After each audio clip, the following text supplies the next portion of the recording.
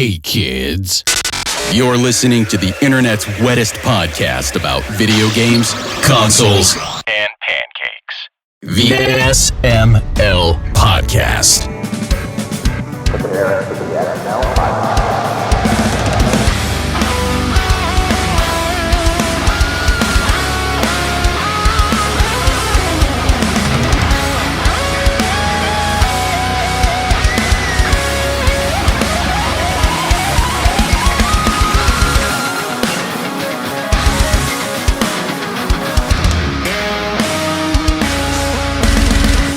What's up, everybody? This is the SML Podcast. I am your host, Joe. This is episode 1101, which was my house number growing up. And if you would like to send a box of shit to 1101 East 3rd Street in Nescapec, my former stepdad will get it, and that will be hilarious. So, yeah. Aki and Bri are here. How are you two doing? All right. I suddenly have an urge to send you a package. Oh, it's not me. Well, it'd still be addressed to you. Did you not pay attention? Oh, no. I was paying attention, but it'd still be addressed to you. Why? So what you're saying is we should send a package that's like a glitter bomb, but like the glitter should all be dicks? Is that what I'm thinking would be appropriate to send? Yeah. All right. Yeah. 1101, 1103, 1105. I think any of those will get to Barrado. You know. Sales and service, Nescapec, Pennsylvania. It's a business. I'm allowed to mention a business. Yeah. That my mom worked at for fucking 20 years. Jesus. Because she was married to the owner. Yeah. Mm-hmm. That's why I said former stepdad. Yeah. Here. He was a dick. Which is why he deserves dicks. And shit. Yeah. You know what wasn't shit? What? The number of awards that Claire Obscure won this year at the Video Game Awards. True story. Good Yeah, God, did it dominate the show. Yep. Yeah. This was just their show. It was. They were up for what, 12 or 13? And they took 12. 9. Yep. 9. The previous record was 7, held by The Last of Us 2. Mm-hmm. Wow. That's how good Claire Obscure is. In contrast, the Game Awards were not that good. No, they were pretty mediocre. Yeah, It had its highlights. It did, but let's zip through things. They had the pre-show. Pretty much everything except for one game that was announced during the pre-show was Steam or Steam and PlayStation. That's it. Mm-hmm. That's pretty annoying. But the Free Shepherd, there was a dog, and it comes out in 2027 on PS5 and Steam. I already don't remember that one. Yeah, it's just the dog. Mm-hmm. Yeah, you played as a sheepdog herding sheep. That's it. Yeah. Best family game, Donkey Kong Bonanza. Well deserved. Yeah. That was fair. I don't think Claire Obscure could have won that one. No. No, probably not. A brand new game called Decrepit coming to Steam, developed by a Souls fan from Sweden. And all of us hated how the woman pronounced it. Yeah. Decrepit. Or whatever the hell she said. Yeah. Audio Mech, a demo is out right now on Steam. Your music does everything in the game. Weapons, enemies, power-ups, your music is the game. And I would love to get my hands on this one because it's really interesting. That was when I wasn't even curious. able to watch the trailer, so...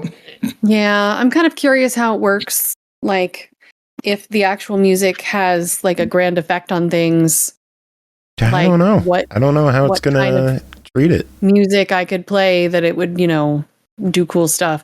Like, there was a game called Monster Rancher on PlayStation where you could put in your own music CDs and it would give you special monsters based on like the data that was on the disc. And so you could put the same CD, like you could tell your friend, hey, go grab this one CD, put it in, and you'll get this monster. It was repeatable. And then you could make your own mix tape or mix CD, and you could use that and like breed your own special monsters. It was badass.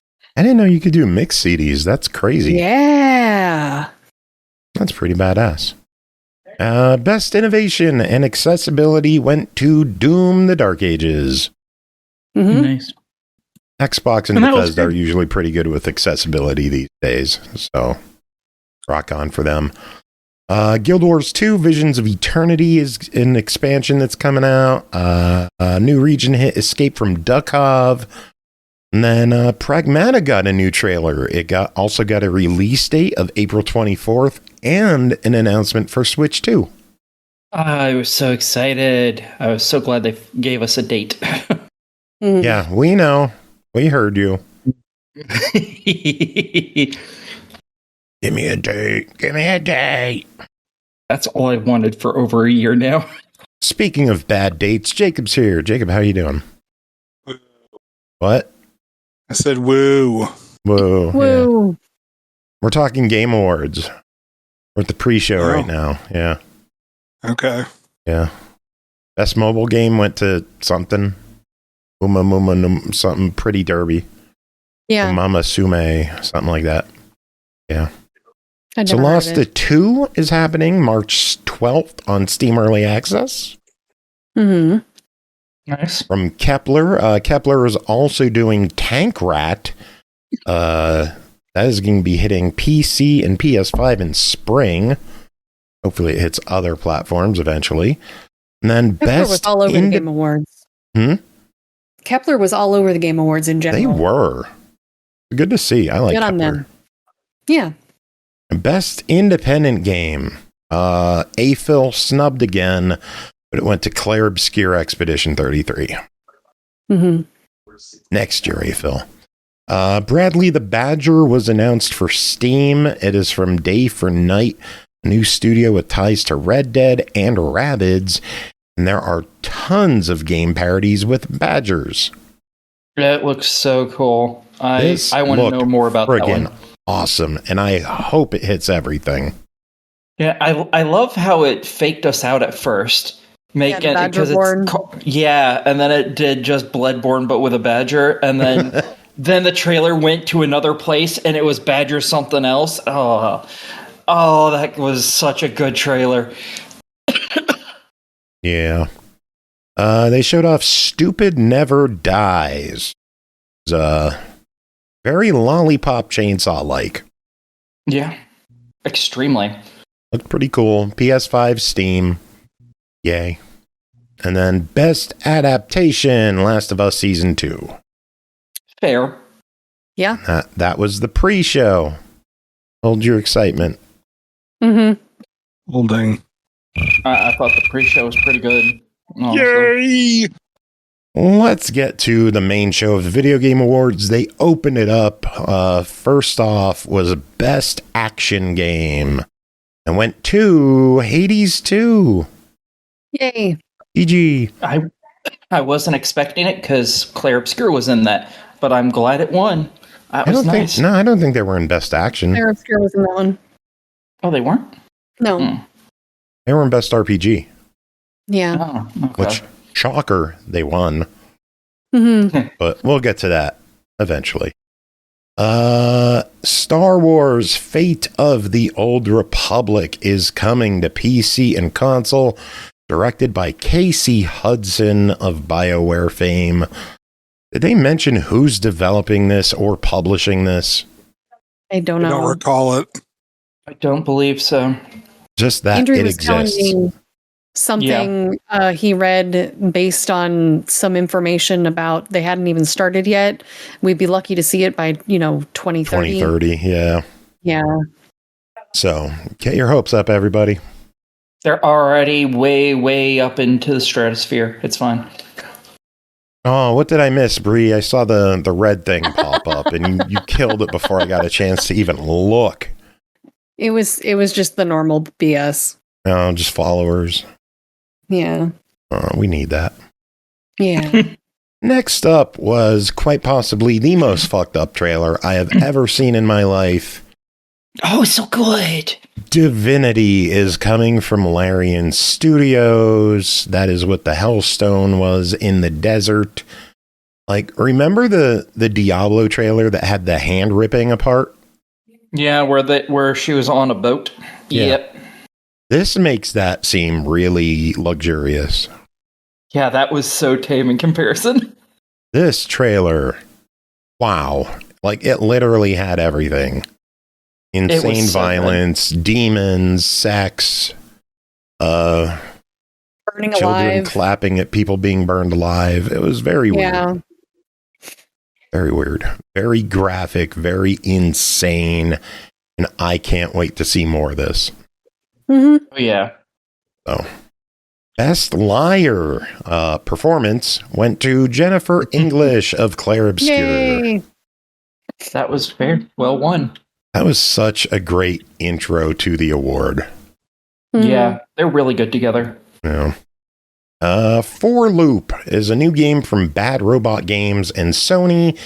It looks to be a roguelike 4-player shooter hitting PS5 and PC. It looked pretty good. It did. I'm curious to know more about it. Yeah. So, Coven of the Chicken Foot from Wildflower Interactive, where you play a grandma with chicken legs who can float. And you have a weird monster that you're constantly trying to coax into doing stuff. It looked so good. It reminded me of like Ico and stuff. I'm very excited to see what that ends up being. I'm just going to say that I was sold at grandma with chicken legs who can float. Yeah. Fair. Ontos is a new game from Frictional Games and Kepler, the makers of Soma. This is a spiritual successor releasing next year, 2026, on PlayStation, PC, and Xbox. I want. Looks good. Yeah, it looks pretty badass. A new character in Zenless Zone Zero was announced. Some Angels of Delusion thing. I have no idea because I don't follow the game. And then Game for Impact Award went to South of Midnight. And the Xbox game developers took to the stage to announce it's coming to Switch 2 and PS5 in spring. Yay. So even when Xbox gets an award, Nintendo and Sony get announcements. What the fuck?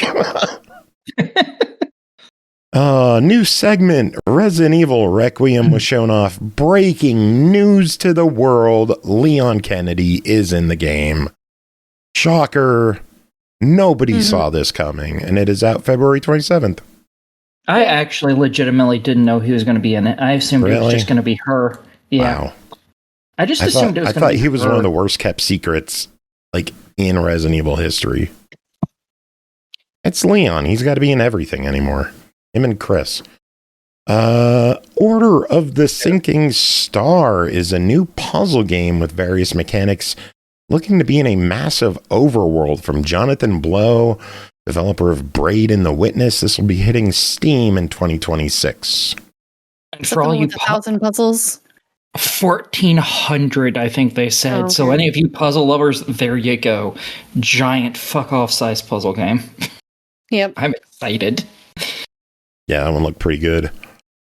Exodus is a new sci-fi shooter from Wizards of the Coast that'll be it'll hit PS5, PC, and Xbox in early 27.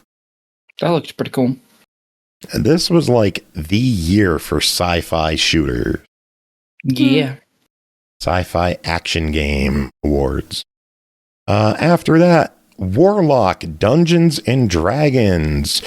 There will be a gameplay reveal next summer, full release 2027 for Xbox, PS5, and PC.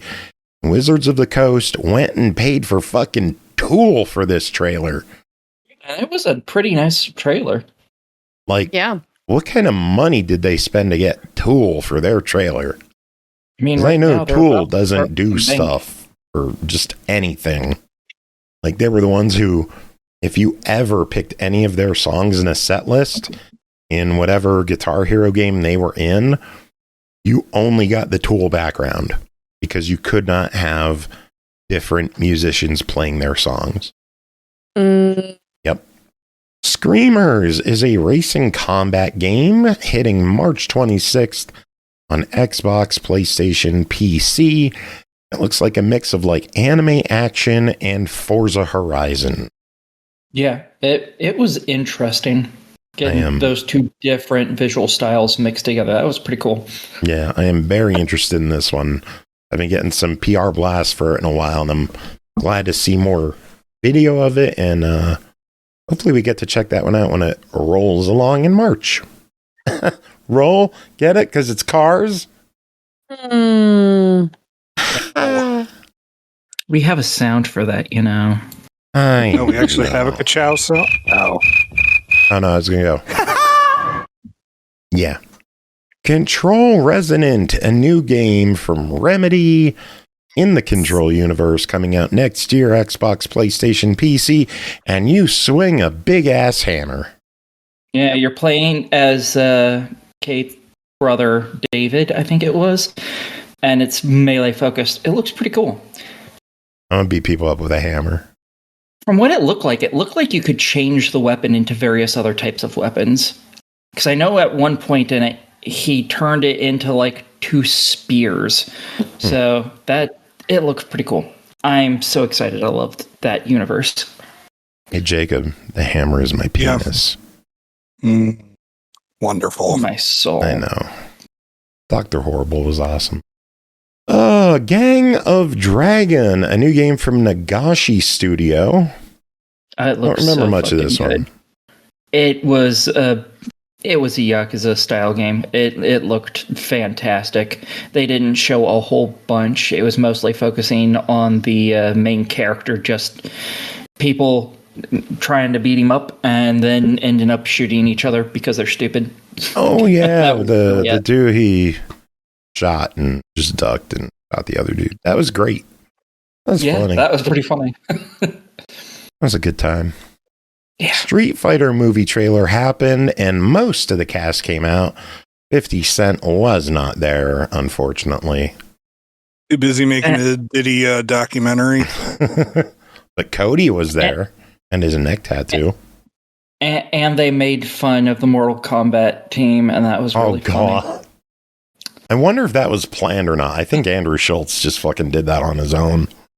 I have a feeling, yeah, probably. Because I don't think they would have been okay with that. Yeah, that was pretty great, though. Best ongoing game went to No Man's Sky. Yeah. Doesn't shock me. And Very it will cool probably to see, continue to get it. Yeah, very good to see the game still getting attention. It's good to see how they turn that one around. Yeah. Lego Batman Legacy of the Dark Knight was shown off, hitting literally fucking everything May 29th. That might even be hitting Xbox 360 at this point.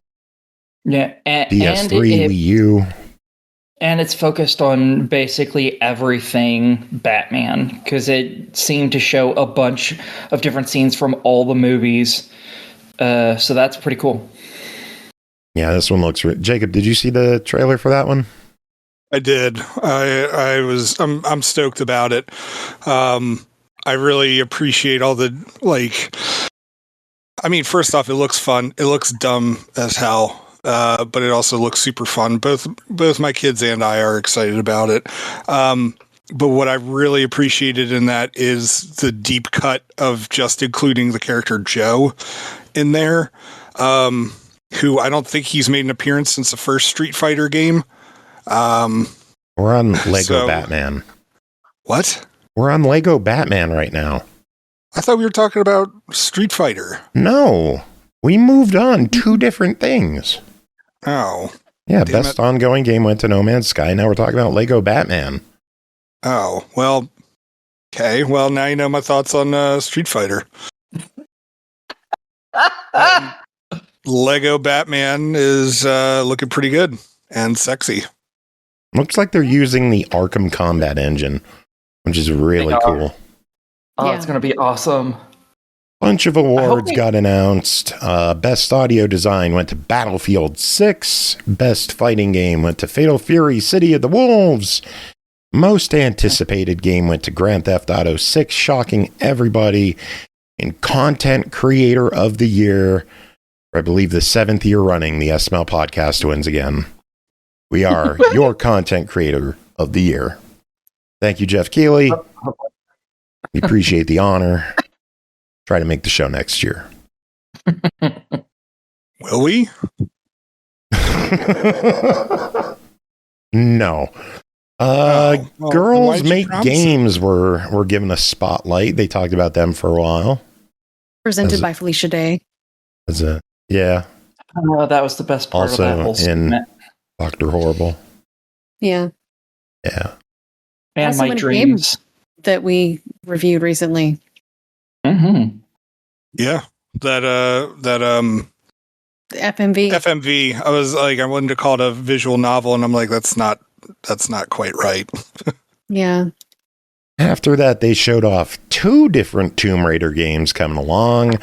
Tomb Raider Catalyst is a brand new entry hitting 2027 on Xbox, PlayStation, PC, and Tomb Raider Legacy of Atlantis, I believe, is a remake of the first game hitting next year. Yeah.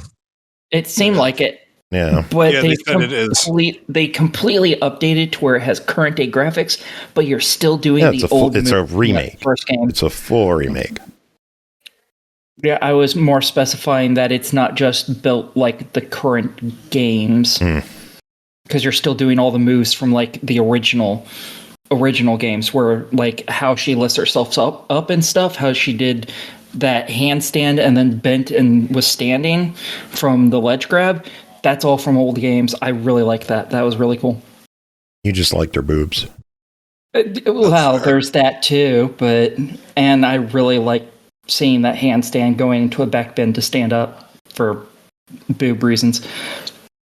Forest 3 got announced. I have no idea what the fuck it is, but it looks creepy. Yeah. I assume that has some relation to Sons of the Forest, maybe? I don't know. Yes? No, I'm not sure. I don't know. A new trailer for Invincible Versus. That'll be out April 30th. And then another Kepler game was shown off from Shape Farm called Orbitals, which is a co-op space adventure exclusively for Switch 2. Mm-hmm. That made me so sad. I want that game, but I don't want it might hit other platforms in the future. Give it time. Kepler likes to hit everything. So. Yeah, it was like an 80s inspired anime style game. I was so fucking... Oh, that looks so good. Jacob, did you look at that game? I think I linked it to you. Which one? Orbitals. No, I didn't look at it. You're a wiener. I was busy at work today. 4 more awards got announced. Best Action Adventure Game, Hollow Knight Silksong. Yay. Fair. Yay, they got something this year. Best Art Direction, Claire Obscure. Mm-hmm. Best Sim Strategy Game, Final Fantasy Tactics, The Ivalice Chronicles. Woo. I wonder if they patched that trophy or the achievement glitch yet. I think so. Probably. And then best debut. What, Aki? Was it to get an achievement easier, or was it something that was just breaking achievement, making it impossible to get? 1K the game immediately. Yeah. Oh, shit. By changing the language to Japanese and loading your game. Oh my god, that's fantastic. Literally, that's it. That's it. It's not like any complex glitch. You save your game, go to the menu, change the language to Japanese, load the game, boop, everything pops. If I had that game, I would have gotten all the achievements by accident without even knowing about the glitch, because that's what I would have done anyways. Holy shit. No, you probably would have changed it to Japanese right off the bat. Exactly. You wouldn't have had a chance to load the game in English at all. Oh, do you have to load in English first and then into Japanese? Oh, yes. Okay, I wouldn't have gotten them all. Damn. Best debut indie, Claire Obscure. Shocking. Yep. Reasonable. Diablo 4, Lord of Hatred, coming out April 28th. If you pre-order it now, you get the Paladin class now. Was that the really kick-ass trailer one where he was like cutting through things with a sword? Oh, that trailer was so awesome. Yeah. Yep. That was one of the better trailers. That was so good. The full expansion will have a second class, which is not announced yet.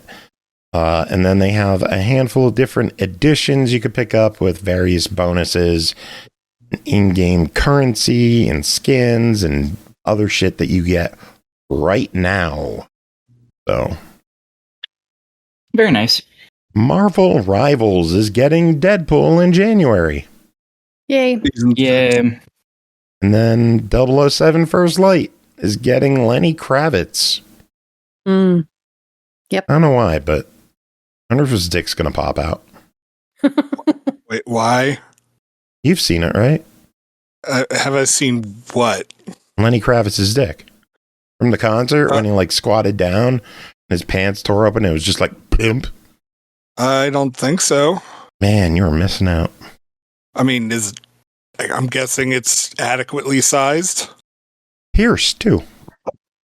Oh my. Yeah. Best score in music went to Claire Obscure. Lorient Tassard. Then they showed some Warframe thing. I don't know at all. Soulframe. Yeah. It's their I think new that game. was different, wasn't it? Soulframe different from Warframe? Yeah, it's no longer ninjas in space. It's now ninjas in Fantasyland. Yeah, whatever. Where was I? Lords of the Fallen 2, which I guess is Lords of the Fallen 3 or Lords of the Fallen 2.2. I don't know. Next year, Xbox, PlayStation, PC. You like the look of that? It looks good. So good. It looks so good. Yeah, more awards. Crazy that they give awards out in an award show. Best sports and racing game. Sonic got robbed and it went to Mario Kart. It did not deserve that whatsoever. No, Sonic Racing was better. Very meh. Significantly. Best community support. Baldur's Gate 3. Completely fair. Best VR AR game. The Midnight Walk. Yep. Best RPG. Kemco. Sorry, not your ear. Claire Obscure. Yeah. Then Player's Voice went to Wuthering Waves, whatever the hell that is. I hate the Player's Voice because dumb shit like that happens. Mm-hmm. I mean, it is really popular right now. It was going against Genshin. For like, how old is Genshin? Why should that be up for a best anything of this year? Because people are stupid. I hate van vote shit. All bad. Saros got a trailer. Housemarque and Sony. That comes out April 30th. Very much in the vein of Returnal. With shooty shooty pew pew as you dodge the shooty shooty pew pew. Yeah, it looks nice. Yeah. Best narrative. Claire Obscure. Yay. Yay. Fair. No Law is a new game coming from Krafton. Presumably it'll be made entirely out of AI. Comes out on Xbox, PlayStation, and PC. It looked so fucking cool. Hope it's good, and I hope it's not garbage made by AI. We'll see. Me too. Where the Winds Meet, the Imperial Palace next year. Be nice. I don't really remember too much of that. Phasmophobia hitting Switch 2 next year. And then best multiplayer game, Arc Raiders. Reasonable. I need to play that. I hear it's so good.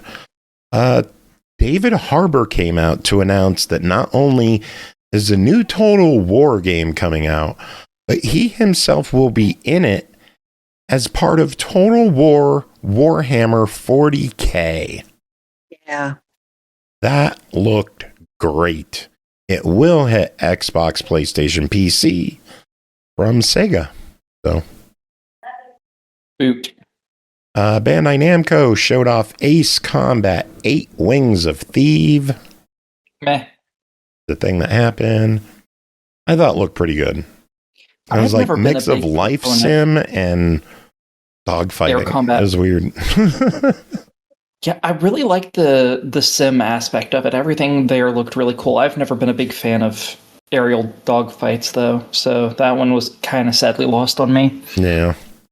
After that, Star Wars Galactic Racers. Brand new racing game in the Star Wars universe. Launches next year, PC, PlayStation, and Xbox. Woot. Jacob, did you see that one? Which one? I'm sorry. Star Wars Galactic Racers. Yes. I'm excited about that, and we might be getting Sebulba in this game, but a lot of people seem to be wondering whether or not pod racers are actually going to be in it. I thought I saw a pod racer in there, but I don't know. I don't know how everything gets classified nowadays, because they describe it as various repulsor craft, which, I mean, that's like every damn thing under the sun that can't go into space. Yeah. There was a pod racer in there. They didn't. I don't think they actually showed it in any of the races. But I thought they did, because there's definitely something like that. I mean, it has a pod and it's got 2 engines strapped to it. Like, it looked like a pod racer. It just didn't have that energy field thing in between. So I don't know. I figured that there was, but and I looked on the website and they don't tell you anything yet. So, well, we will find out more in the future. But Out of Words was a handcrafted stop motion co-op adventure. This one is releasing next year on Xbox, PlayStation, PC, and Switch 2. That one looks good. I've been excited really for this since last year when it was announced. And then came the only part of the live action stuff that was tolerable, and that was Rolf from the Muppets. Mm-hmm. His song was ingenious. I love it. He shit talked everybody as low key as possible, and I loved it. It was wholesome. Rolf is the best. Duet Night Abyss is hitting mobile and PC December 23rd, whatever that is. And then Phantom Blade Zero will be releasing September 9th next year, PC, PS5. Yep. Best game direction, Claire Obscure. Yeah. And then Mega Man is back. Mega Man Dual Override announced for 2027 on everything. I'm so excited. Oh man, like, it looks really cool. My wife was like, she thought it looked pretty neat. And yeah, I'm just excited that we're getting a new Mega Man game, period. Yeah, I'm psyched. My buddy Adam, our good friend Adam Chase, Big Adam, posted on Facebook. He's like, you want the Blue Bomber to be a huge franchise title after having a 2-decade history of canceling his appearances in legacy collections. I'm like, what legacy collections did they cancel? The only thing I could for Xbox? Well, yeah, I mean, yeah. That was never announced. That was never announced. That's true. I mean, Mega Man Legends 3. That wasn't a legacy collection. That was just one game. Well, what I'm saying is that, like, there is no legacy collection for that series. I mean, they did the regular series. They've done X, they've done Zero, they've done ZX, they've done Battle Network. Yeah. Star Force was never announced, so they didn't cancel it. I think. Yeah, it's still shitty. I think people vilify Capcom for neglecting Mega Man when in the past 9 years we got Legacy Collection 2, X Legacy 2, Zero ZX Legacy, Battle Network Legacy, and Star Force Legacy in 9 years. Like, if people are still pissed about one cancellation in 2011, let it go. Let it the fuck go. 15 years, let it go. Mega Man is fine. Nothing, no one. I mean, I don't care about Mega Man, so rude. They did a sneak peek of Mario Galaxy movie, which will be out in April. That looked kind of cute. Yep. New trailer for Neo 3 hitting PS5 and PC February 6th. A demo will launch late January. The trailers for those games look so fucking cool every single time. They showed a new trailer for Solo Leveling Arise Overdrive, which is out now on PC and will hit Series and PS5 next year.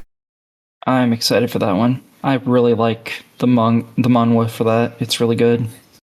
And then one final reveal of the night. It's a fucking multiplayer shooter. Yeah. I don't even remember it. Yeah. High Guard, which is what, like Overwatch Temu edition? I don't Makers of Apex and Titanfall, Wildlight Entertainment. It's going to launch in January for Xbox, PlayStation, and PC. I have zero hype for this game.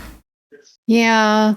It didn't, they were, you know, playing off this idea that they're reinventing the shooter genre and doing something different finally. And I don't believe. And they're not doing anything different whatsoever. There's horses in it. Yeah, there's horses in it. I don't fucking care about online shooters.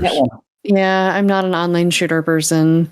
I am over them. I'm over them. Give me single player stuff. I don't need live service shit all the time. And for that to be the final reveal, really? Sad. Should have been Divinity. Yeah, that trailer would have been something that everyone would have remembered the end of that bitch for. Oh, yeah. Yeah. And then Game of the Year goes to Donkey Kong! Bratz Rhythm and Style. Now, Claire Obscure, which takes its 9th award. Previous record was Last of Us 2 with 7 wins. So a brand new upstart indie took down Naughty Dog. Mm-hmm. That's and fucking every awesome. AAA group that was there. It was nice. I like that. Indeed. Mm-hmm. So that was the Game Awards. What'd y'all think? I thought it was really meh. My response can be summed up with one sound. See, it was fine. I don't really watch them for the actual award stuff. I watch them for the trailers. And even that was lackluster. Yeah, it was fine. It wasn't amazing or anything, but it was okay. I didn't think it was a big stinker, at least, but it wasn't like the best thing I've ever seen. It was just okay. The highlight of the show kind of where I was too. was Claire Obscure. Yeah, definitely. I don't know. I really liked the flute man playing the kitchen pipes. The PVC pipes, yeah. Yeah. That was He's joining Blue Man Group. That's not all the news, though. We got some more news we got to tackle. PlayStation Plus game catalog. Update December 16th. Bunch of games joining. Skate Story released December 8th. That is out and available now. The rest of these out on the 16th with Assassin's Creed Mirage, Wo Long Fallen Dynasty, Grand Blue Fantasy Relink, Planet Coaster 2, Cat Quest 3, Lego Horizon Adventures. Why? Wasn't that monthly? Last month, and then Paw Patrol Grand Prix and Paw Patrol World. Nice. Premium gets one game, Soul Calibur 3 on PS2. That's it. All right. Yeah. Game catalog's good, though. Yeah. And Grand Blue. I might have to give Grand Blue a try if I bump back up to mid-tier. But Nintendo Switch Online got some more games on the 17th. N64 will be getting Rayman 2, The Great Escape, and Tonic Trouble, which was apparently a prototype for Rayman 2. Yeah. Okay. And then available now on the GameCube Nintendo Switch Online service is Wario World. Very cool there. 2 more things. Aspyr has delayed Deus Ex Remastered from February 5th to an unannounced date. guessing it's because everybody hated the reveal. Yeah, I would assume so. Yeah. And then last bit of news I have. Surprise Fort Solis is out next week on Xbox on the 19th. Yeah. We were surprised by that when it's like, hey, do you want to review this? Oh, I didn't know it's coming. There you go. Aki, what news do you have? Fucking nothing! Woo! You will never learn that your woos peak your mic. Bri, what news do you have? I ain't fucking Ric Flair. I was surprised, actually, Aki didn't take this one. The rumored Assassin's Creed Black Flag remake appears to get a resynced subtitle on the PEGI ratings board website, and it's now looking like it's real. Previous rumors and supposed leaked information suggest that there will be like new story content, and all of the modern day story will be taken out. That doesn't bother me at all. Mixed bag there. Skyrim 2 is now available on Switch 2. Not Skyrim 2, just Skyrim is now available on Switch 2. Yeah, there you go. I hear performance-wise, it's not the best. Apparently, it's like 50 plus gig for something that was, originally on 360. Yeah.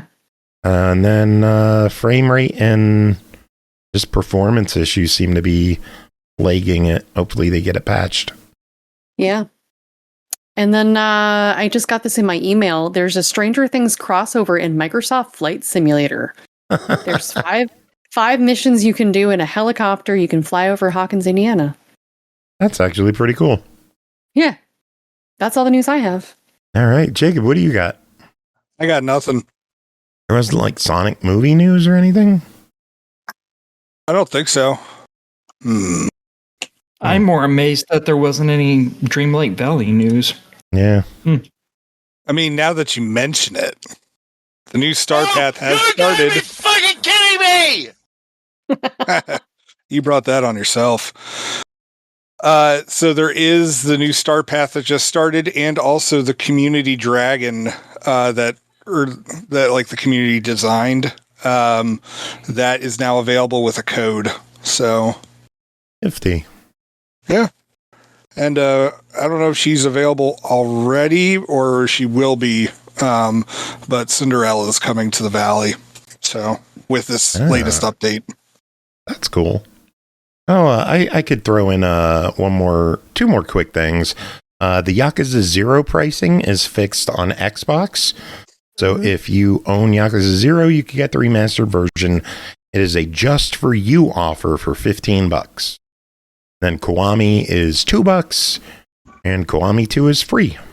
It's just in your ready to install, ready to go. That's fucking awesome. Indeed. And then No Gravity Games is doing their yearly Switchmas giveaway. They had a newsletter. If you sign up for, you got a free game code. And now if you own the first game, today you got Bullets and Brains for free. And if you own Bullets and Brains, tomorrow will be another game for free. And then the 14th and 15th, 16th, 17th, 18th, and on the 19th, there will be 3 games. Nice. My God. No Gravity Games giving away 10 games for Switch owners this year. Yeah. Very nice. Good stuff.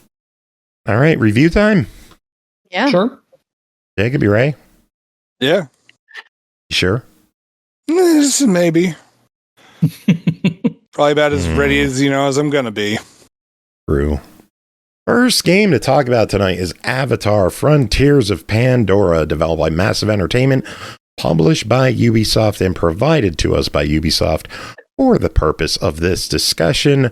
Originally released back in 2023, December, on Series X and S, PS5, PC. Base game available right now for $29.99. A, quote, complete edition is available for $59.99. But it will not include the forthcoming expansion that is out December 19th for $24.99, pre-order available now. And the third-person update launched December 5th as a free update We have covered this in the past. The big thing to talk about here is the third-person update. Aki, you dabbled with this. Bri, you have a horror story to share. And Jacob, I think you got your hands on this for the first time. What does everyone think? Someone who's played through basically the entire game, I thought it was okay. I think first person works a little better, especially during combat. But overall, it wasn't bad. I didn't find any actual issues with it or anything. So I think it's fine, especially for people who like third person. That it? Yeah, I mean, it's just a perspective change. There's not a lot to it. Instead of seeing your hands, you see your back. Woo. I'm hearing even from like developers at Ubisoft are appreciating the game more in third person. What is like, does it give any substantial difference between the two? It allows you to see more of the screen because obviously you're pulling back. So you have a wider field of view. But other than that, not really. I mean, maybe there's a difference during cutscenes, but I don't have any of those left anymore, so... I believe all the cutscenes are still the same. Ah, okay. Yeah. Then, like, if you want to have a wider view in every direction, then third person's definitely going to be for you, because it does provide you a wider view, but... I would also imagine it would make things easier for people like me who suffer with motion sickness. Yeah, I was going to say, if anything, like now my wife can play this game. She can't do first-person shooters, but now with like a third-person view, she'd definitely be able to handle this. As somebody who played this for the first time, this is a really beautiful game. Like, I mean, I don't know if being in third person helps all that much other than centering your guy, but I mean, like, it's great to just be able to take it all in, and then get pounced on by some predator. But like, it's just a really fucking beautiful world to look at. Yeah, like if you didn't already get this game, I think you should check it out. The plot's seeming to be a little bit weak, but you know, it's a pretty game and it plays well enough in my opinion.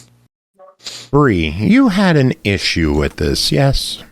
Yeah, so I installed the game and loaded it up, and all of the user and license agreements and all of the pregame settings came up, and I was a little confused.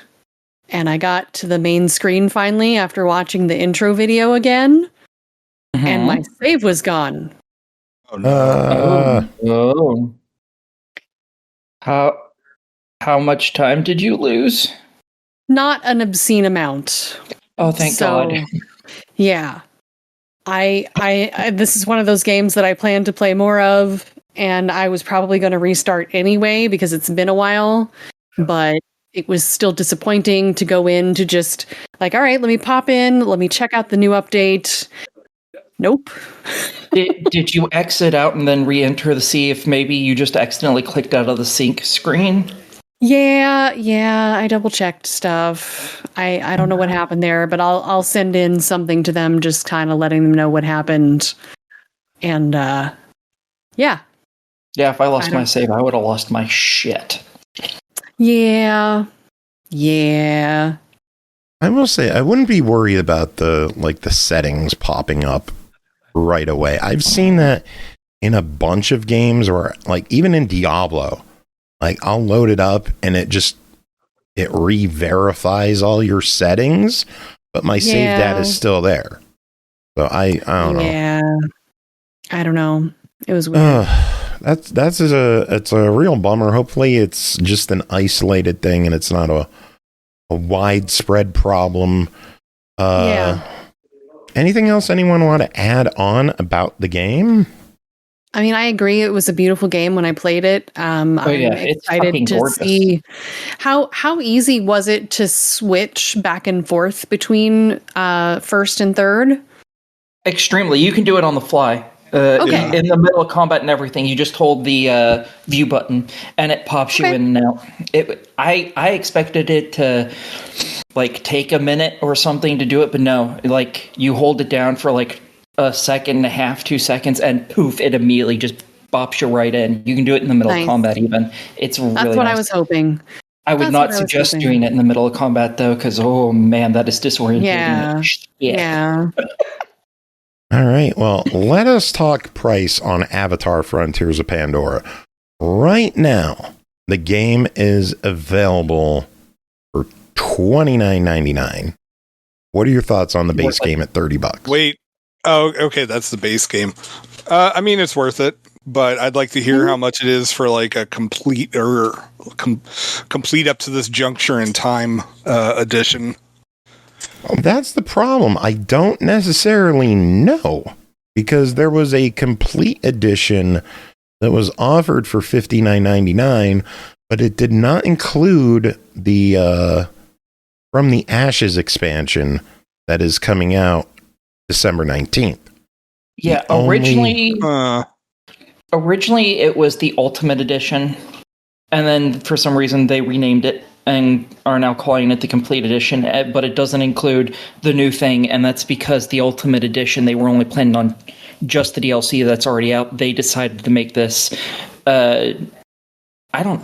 afterwards for reasons I'm not sure of, but I'm not against. Probably for the new game, for the new movies coming out. They previously released in the Complete Edition the Secrets of the Spires and the Skybreaker DLC.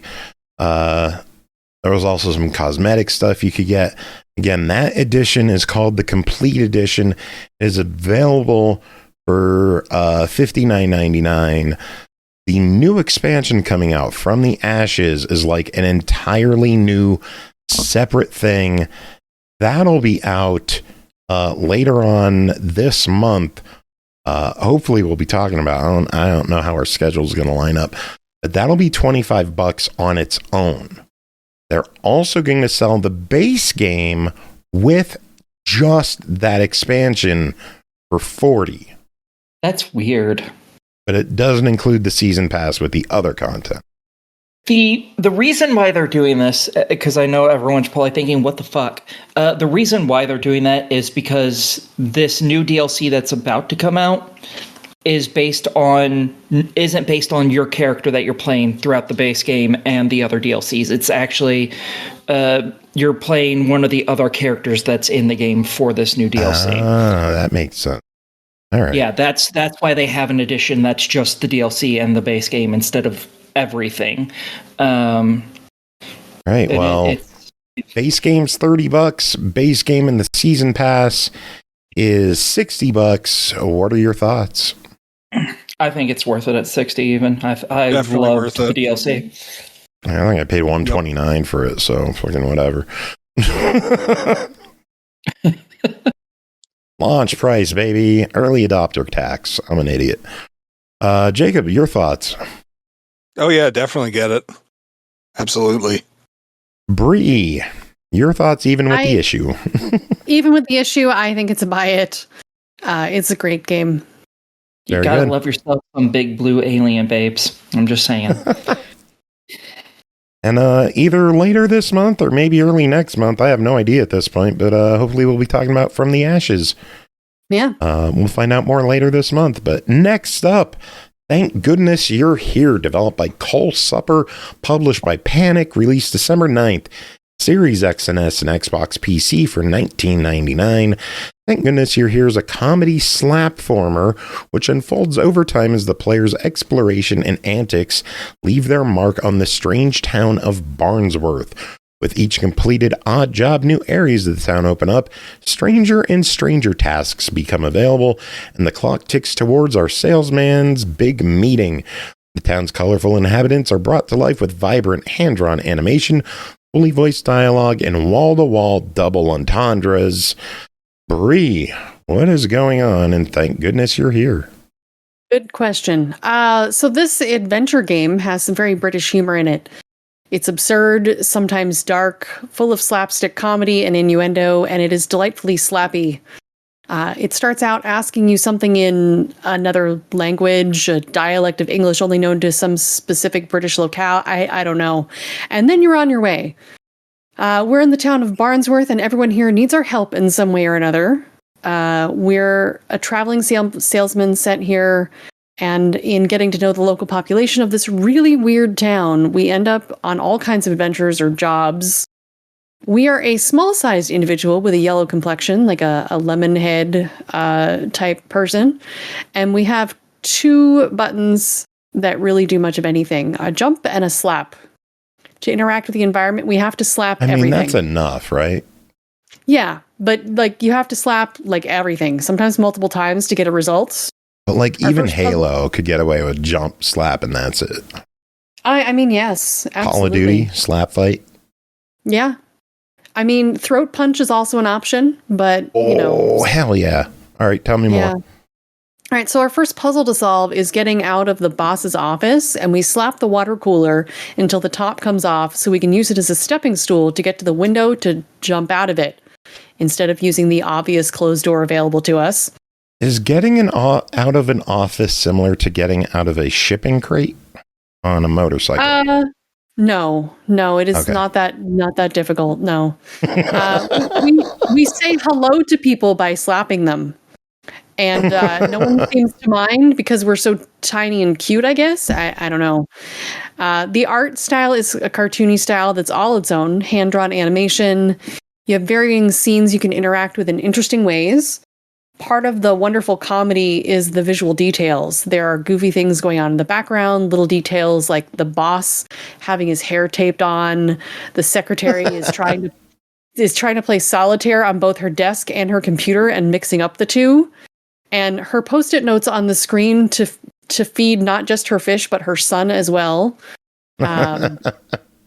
There are silly things like that everywhere. There's smiling flowers and funny signs. There's one that literally just says funny sign. Can I mention something that I saw on it from people playing the game? This isn't made for kids. One of the main jokes. It's rated is M. I mean, come on.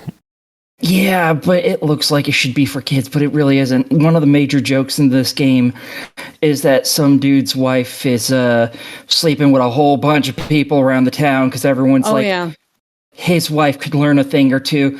Also, because all you do is slap things. When you're in a fish shop, you can slap a bunch of fish.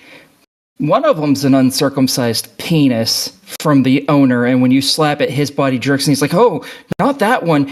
And if you keep slapping, it does go get erect. Mm-hmm. Just so everyone's aware, because that was hilarious. Oh yeah, the humor is definitely in this game. This is an adventure game, but it's also full of puzzles, the kind you have to listen to or read the subtitles and be observant. Many things are very interconnected. You start off with a man who needs some kind of lubricant to get unstuck from a storm drain, and the nearby store is having no luck opening because they've lost their keys.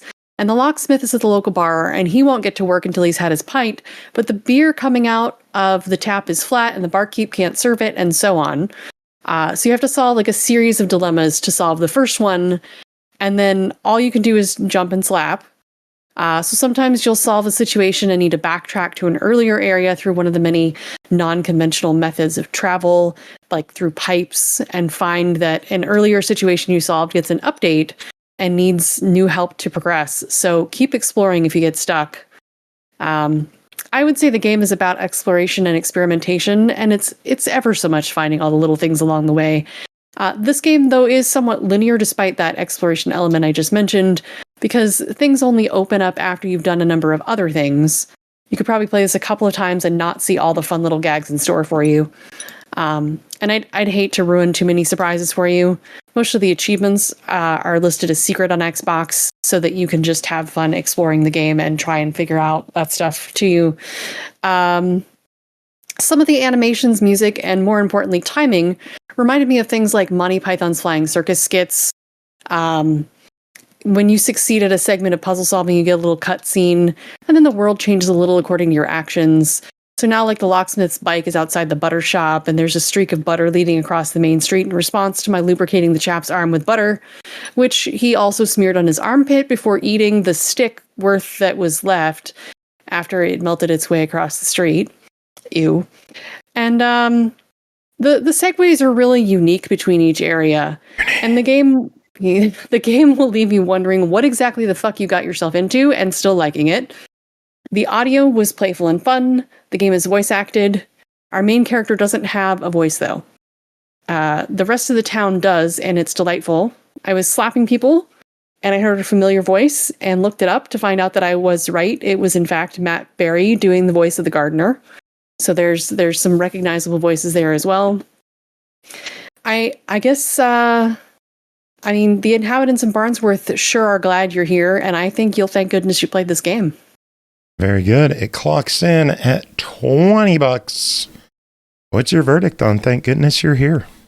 I think the price is great. I honestly couldn't stop playing it. I was playing it during the Game Awards, and I was kind of sad when I finished the main game. Buy it. Please. Laugh your ass off. Very good. I am going to get this one. Next up, Arcade Archives 2 Bermuda Triangle, developed and published by HAMSTER, released December 4th, Series X and S, Switch 2, PS5, $9.99. Bermuda Triangle is a shooting game released by SNK in 1987. I was 6. Pilot the time-space battleship... Oh, God. Battle this time-space battleship Zig and face off against mysterious enemies seeking to invade human history. From the present to the past, the battlefield shifts with the changing ages. Power up your worship and gain the strength to survive any era. Jacob, what is going on in Bermuda Triangle? So Bermuda Triangle is a vertical shmup, and you are in this... like spacecraft thing, that as you're blasting away your enemies, you're collecting all of these it's stuff bits that are flying around. Anyways, eventually you can like level up like your weapons, and you can actually dictate how you have your like little bots flying around you. Like they're supposed to protect you and fire extra missiles and lasers and stuff like that. Like, I thought that was kind of interesting, but the big thing that this thing tries to do is that it's just like, whoops, sometimes we go backwards. Like, how are you going to face them now? And then it's just like, okay, I mean, this game already moves kind of slow, and now it's just going to move slowly the other direction, and this is going to be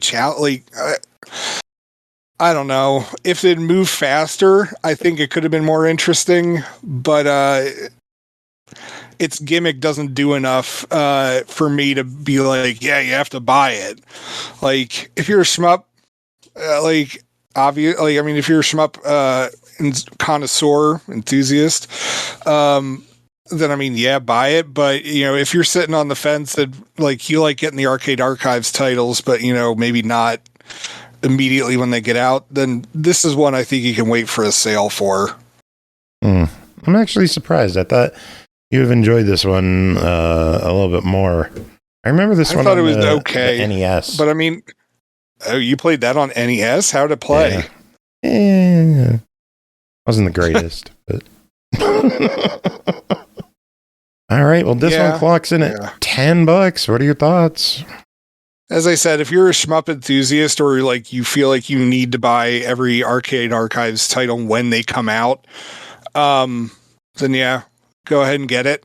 Otherwise, I'd say wait for a sale. Like, it's not a bad title. It's just, it's not like a great, it's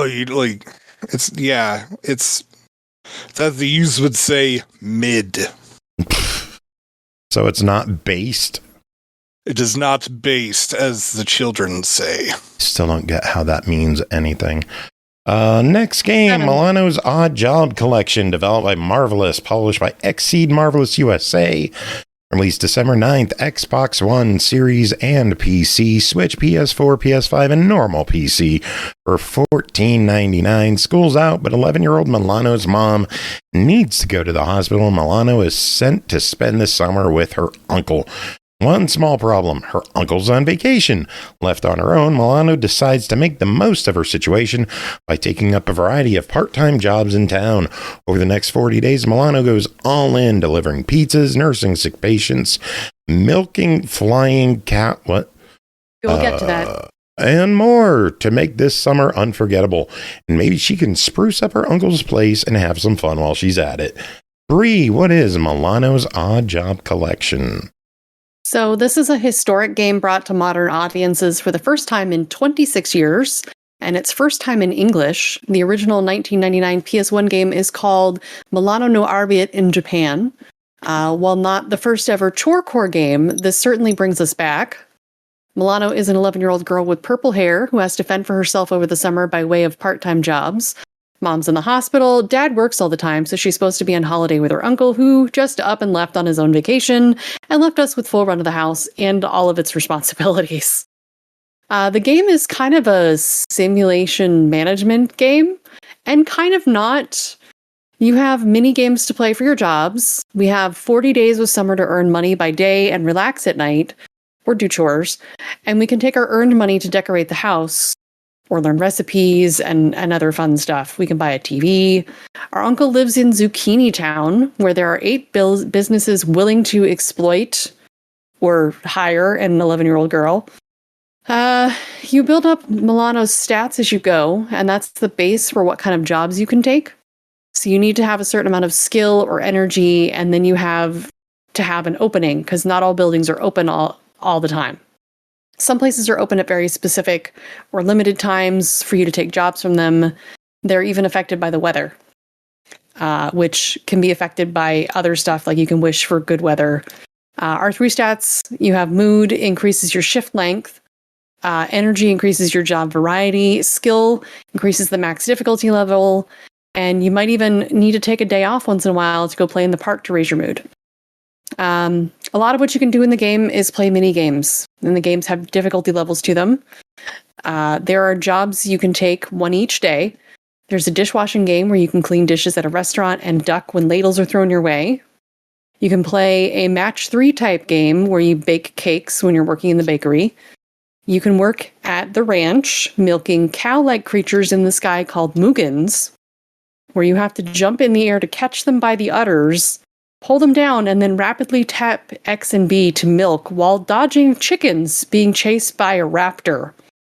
Okay. This was actually the first game I was good at. You deliver pizzas, you can pick fruit at an orchard, work at the hospital. There's a music hall, which I didn't actually get around to doing anything in. And then you get to remember orders at the burger joint and collect all the ingredients and then hand them out to the customers. Those are your jobs. Your pay is based on how fast and how good you do at your task. I was pretty terrible at making money at first. If you don't do well, you get nothing for your work, which sucks. Besides the daytime jobs, you have nighttime chores and activities. You can cook, drink tea, do laundry, vacuum the house, feed the orange cat, and don't forget to sleep at the end of the day. There's a running clock to let you know what time it is, but it only changes like at the intervals. It doesn't like wind down and screw you over. Chores are more like video animations that you can do to take care of things. They're skippable too. You can do 2 things at the end of the night, because then you have to take a bath and head to bed. You get to make wishes, read books, go shopping. There's a bunch of things you can do at the house. Because I wanted to try all the things, I often went to bed without eating. Doing certain chores can raise your mood or raise your energy if you eat. As I mentioned earlier, you can spend your money to buy items from the shopping catalog to decorate the house. And all orders arrive the next day. Although that was a little confusing to me at first, and then I figured it out. They've added achievements and trophies to this for fun things like feeding the cat so many times. And there are some RNG ones for getting like a wrong number or finding stuff in the trash. So that was a fun addition, like having the achievements to do certain things in the game. For as simple a game as this is, there's a fair amount of nuance to it. And it's cute. Milano has different outfits and hairstyles for the different job. The cat walks around the kitchen when you feed him and will stay for activities that you do afterwards. And he sleeps. And he'll also just meow at you as he paces the living room floor. You can actually decorate the house how you want it, which kind of feels like high tech for a 26-year-old game. It's not like super advanced, but you can pick things up and box them and, put them back in your inventory, and you can move things around and decorate your living room and your porch. Graphically, I would say this holds up pretty well, or at least the upscale treatment was done well. I did notice some fuzzy pixels making this a little messy at times during the original video presentations, but I'm also sitting right up on my screen. It's a bright and colorful anime-style game. This is also voice acted and done wonderfully. Getting to hear Milano in English is great. I especially liked the phone calls. The music is upbeat and fun. I did notice when coming back from the new save state and settings menu that the audio got garbled a bit for a second. Not a big deal, just mentioning. I would also say the controls worked great, adapting them to a modern controller. A lot of mini games use the D-pad and regular buttons for controls. Some features of the collection include save states, rewind features, CRT settings, a gallery of concept art, and comics. I had a fun time with this one. I was a little disappointed I couldn't figure out how to balance things earlier in the game to get a more variety of my mini games, but I had fun trying to figure it out. Very cool. I am crazy interested in this one because of just how old and odd it is. Yeah. It clocks in at 15. What are your thoughts? I think the price is good for a cool retro game reborn. Obviously, I don't have the original to compare it to since it's just now released outside of Japan. It's a cute pixel chorecore game and it's charming. The novelty of it wore off a little bit, about halfway through the month vacation. And I found myself wanting to come back to it later rather than it being the sort of game you play for hours on end. But I can give this a buy it. Very good. This one was so, niche. Chris didn't know anything about it. Oh, yeah. I had to look up some of the history of it. So, yeah. He had no idea what this thing was. Oh, man. All right. Next up, Tiny Bunny, developed by Saikono and Sokar, published by Serenity Forge, released December 5th on Steam, $10.99. Tiny Bunny is a horror visual novel with branching plot based on the short story of the same name by Dimitri Mortis. It takes place in a quiet, unremarkable village lost among the Siberian forest. Children start to go missing, and the protagonist, a sixth grader who had recently moved there with his family, is immediately forced to witness and participate in a chain of unsettling events. Aki, what is Tiny Bunny? Okay, Tiny Bunny, you play as Anton, and he stated he's a child. This is a visual novel, an adventure one, so you get lots of choices. And everything's kind of fucked, which, if you know the general feeling of devs from these areas, or the general feeling of games based in these areas, that doesn't really shock you that everything's just kind of fucked. So yeah, some kids have gone missing, and you're kind of a little bit what we might call, what's a kind way of calling someone batshit insane? Mentally unwell. Yes, we'll go with that. Kid's a little mentally unwell. He sees things that possibly may or may not exist. You never know.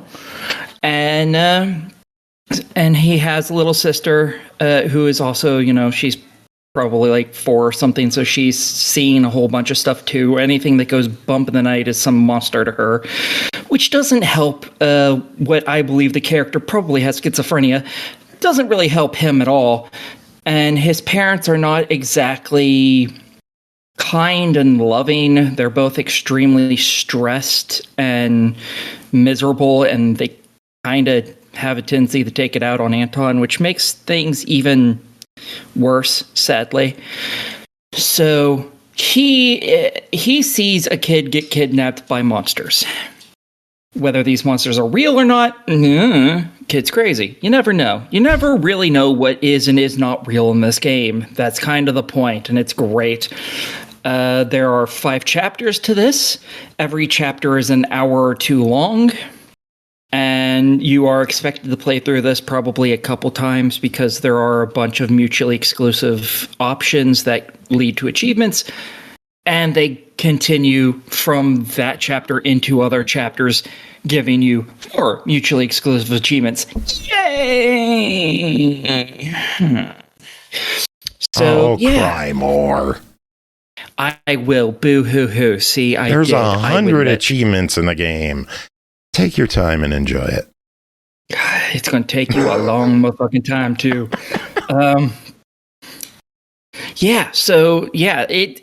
It's really kind of graphic. So I guess I should prepare y'all for that. Like, it doesn't show necessarily everything, but like, for instance, in the opening chapter, within like the first 20 minutes or so, you can grab the missing kid's mitten, and Anton sees it as filled and leaking blood and stuff, and you're like, oh, there's a hand in this, and it's bloody and it's dripping everywhere, and he runs home, and his mom, scolds him because he wasn't supposed to go out, and he's like, oh yeah, I found this is from the missing kid, he's hurt, see? And she immediately is worried about, him scaring the daughter with his imagination. And he looks down, and suddenly now it's not covered in blood or anything. Now it's just soaked with water. That is a lot of what you're seeing in this game, is like he sees one thing and then he looks back at it and it's not that anymore. It's something more benign. And his parents keep giving him medication to help him deal with it. I think they're antipsychotics. So fun. It does talk about some graphic things, like someone gets injured in it and they talk. You keep saying fun, yet this game seems like the opposite of fun. It seems distressing. God, it might be distressing to you. It's very fun to me. Fucking fruit fly buzzing around here. I'm sorry. Like, for instance, later on, someone kind of gets partially chewed up in a meat grinder, and it mentions how their foot is disfigured, like a toe is dangling by a bit of skin and the other toe is completely gone, and so on and so forth. You don't actually see it, but it does mention this kind of stuff, so it can be somewhat gruesome. So if you don't like stuff like that, maybe not necessarily a game for you, because that happens a lot. But you do see a lot of blood, just not necessarily any gore that go with it. And it's 5 chapters long. I don't want to give it away because, again, it's like anywhere between like 8 hours and 13 hours, depending on how much time you spend in it, of a game, and it's all very narrative, so I don't want to give too much away. That is fair. It is $11. What do you think? I'm very for it. $11 is cheap for something this well made, I think. As long as you can handle, the fact that this is espresso depresso and very violent. As long as you can deal with that, this is great. Jazzy. Next up, Night Swarm, developed by Fubu Games. Hey, remember Fubu? Big ass jeans. Yeah, I mean, I'm not that old, I don't think. I wonder if they're related. How do they spell it? Fubu. Let's find out. Anyway, Night Swarm, developed by Fubu Games, published by NAISU, released December 5th on Xbox One, Series X and S for $9.99. Night Swarm is a vampire-themed roguelite RPG bullet hell where you play as a fearsome young vampire lord rising to power. Gather loyal allies, unleash devastating abilities, and fight back against the relentless werewolf hordes that threaten to consume the night. Jacob, what's Night Swarm? So Night Swarm, first off, is like, it looks nice, but it also plays pretty well too. So think of it kind of like a short version of Vampire Hunters, except you're actually a vampire Vampire Survivors. Except you're actually a vampire in this, and you're trying to kill a bunch of werewolves and other spoopy things. The game has you get resurrected, and you're pretty much walk through a very short tutorial, and in this thing you find out how to do attacks, and as you level up and collect more experience and gold, and also sometimes you'll be looking for various supplies or items that somebody needs. and you keep going through all these like little mini maps as you lead up to a boss character that you have to battle. And but at the same time, like visually and, you know, audibly, I guess that would be the word. It looks like you're playing with like little miniatures and like moving them across the board, like, you know, one square at a time. It's really fun. And yeah, if like you're a big fan of like the Survivors types game, you know, this is something to definitely check out. Like it does enough different from the formula that it really stands out, and I really like the visual aspect of it. That's a gorgeous looking game. It is, and I really like how like there's branching stuff. Like you have to like add more people to your castle, and you can get more like helpers. Like I've got this like big titty goth girl who does like she does like some occasional healing, but what? Yeah, I was waiting for exactly. That. Like she does healing and attacks, and so like I bring her around like all the time, and then like you can get other stuff, like other people as well, and yeah, it's just really fun to go on like little mini quests and kill tons of werewolves. All right, $10 if you buy it in the next. Are you serious? Wow. See, if you listen to the beginning, you would know that's the price. If I listened. Yeah, that's a big that's if I listened. It is $9.99 if you buy it in the next 2 weeks. It is $7.99. $10. What's your thoughts on this one? Absolutely. Anything else? I mean, buy it. I mean, if you can get it on discount, then go for it. But I mean, like, you know, if you have to wait a week, still a good price. Very good. And looks like NAISU has some bundles available if you want to get Night Swarm and Rogue Loops. It is $14.99, and if you want to buy a big-ass bundle of Night Swarm, Rogue Loops, Volley Pals, Layla, and Anomaly Agent, that'll run you $30. $6 a game, not bad. Next up, She's Leaving, developed and published by Blue Hat Studio. Released December 2nd, Steam, 9th on Series X and S and PS5 for $9.99. Focused on the real-life practices of forensic analysts, She's Leaving allows the player to understand and uncover the truth behind the evidence they find. Throughout She's Leaving, you begin to discover that there's always been a target on your back. Equipped with only a taser, the choice is up to you. Are you going to run and hide, or are you going to zap some balls? Aki, tell us about it. Okay, in this game called She's Leaving, you play as a guy. Hold up. In the game's description, does it actually end with, or are you going to tase some balls? No, it says, or stand and fight. Oh. But you can tase someone in the balls. Yeah, you want to tase Well, balls. I mean, like, I'm not going to lie. I'm a little disappointed that it doesn't say that. I know. I do what I can to improve the write-ups. Yeah, I mean, I think you got a future in this. You know how to, like, you should become like a PR statement editor. Like, you know how to punch it up. No, I'm good. Or tase it in the ball, I suppose. Aki, what She's Leaving? Okay, in this game called She's Leaving, you're playing as a dude who is a police officer who has come to this area because of crimes committed in this household. You're going there to investigate. And you have to figure out how to open various rooms, get into various locked areas to find more codes or keys or what have you. All while there's some big giant douche canoe running around trying to kill you if he can get his hands on you. Can I interrupt for a second? What's the style of this game? Is this like a third person perspective? Is it a visual novel? Like, what are we? This is all first person. It is a first person survival horror. Yeah, kinda. Okay. I more classify it as a puzzle game more than survival horror because it's not that hard to survive it. But that's because you're much faster than this giant oaf.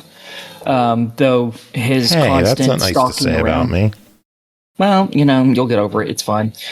I will. However, he is kind of anxiety inducing because he likes to walk around areas where you are, even though he shouldn't know that's where you are. But hey, gaming code, woohoo! So yeah, you're going around finding damage on walls and finding bloody prints of various kinds on them and taking pictures of them and classifying them as the proper type. And there's 3 different ones. One is like an actual print, like someone left a handprint. One's one where something was pressed against it and blood started flowing down, and another is called cast off, because that's the only one I can remember the name of, which is like when you flick a knife that has blood on it, it casts it off and splatters it. So you're taking pictures of damaged parts of walls that have one of these types of blood styles on it, and you have to figure out what style it is. If you're correct, you get to take a picture of it. If you fail, you are slowed down, and I think your stamina bar is permanently reduced as well. Thankfully, there's only the 3 types of print, and every time you go to one, after you set up your tripod to take a picture, if you succeed, it actually brings up the list of the 3 different types, so you can reread them if you're like, oh shit, I don't remember what these are. Thankfully, they're not very hard, because one's literally a print of like a person's hand. One has stuff where blood is running down it, and the other one isn't either of those 2. It's very simple. Thank God. But the reason why it might end up becoming hard is because a lot of areas where you can take these pictures are among the pathway of where the douche canoe likes to walk. And if he sees you, he starts running after you. And then you have to run away and hide from him and hope that he doesn't spot you and kill you instantaneously. You can also stand and fight, as the game says. You do have a taser that you can find some ammo for throughout the building, because you're in a big-ass mansion. And the problem with that is there's limited amounts, and that taser is also used to basically to overcharge fuse boxes to blow open doors, more or less, that are otherwise locked and you can't get past. So if you're using your tasers on this guy, you're going to end up with a lot of places you can't get through, which might end up blocking you out of being able to beat the game. So I would like it if they occasionally you would run through areas and find new ammo there or something, just to make sure people can actually beat the game, because you do actually have to blow a number of these fuses, and if you don't have the ammo anymore, well, now you're fucked and you have to restart, and that's not cool. The game can be beaten in under an hour if you know what you're doing.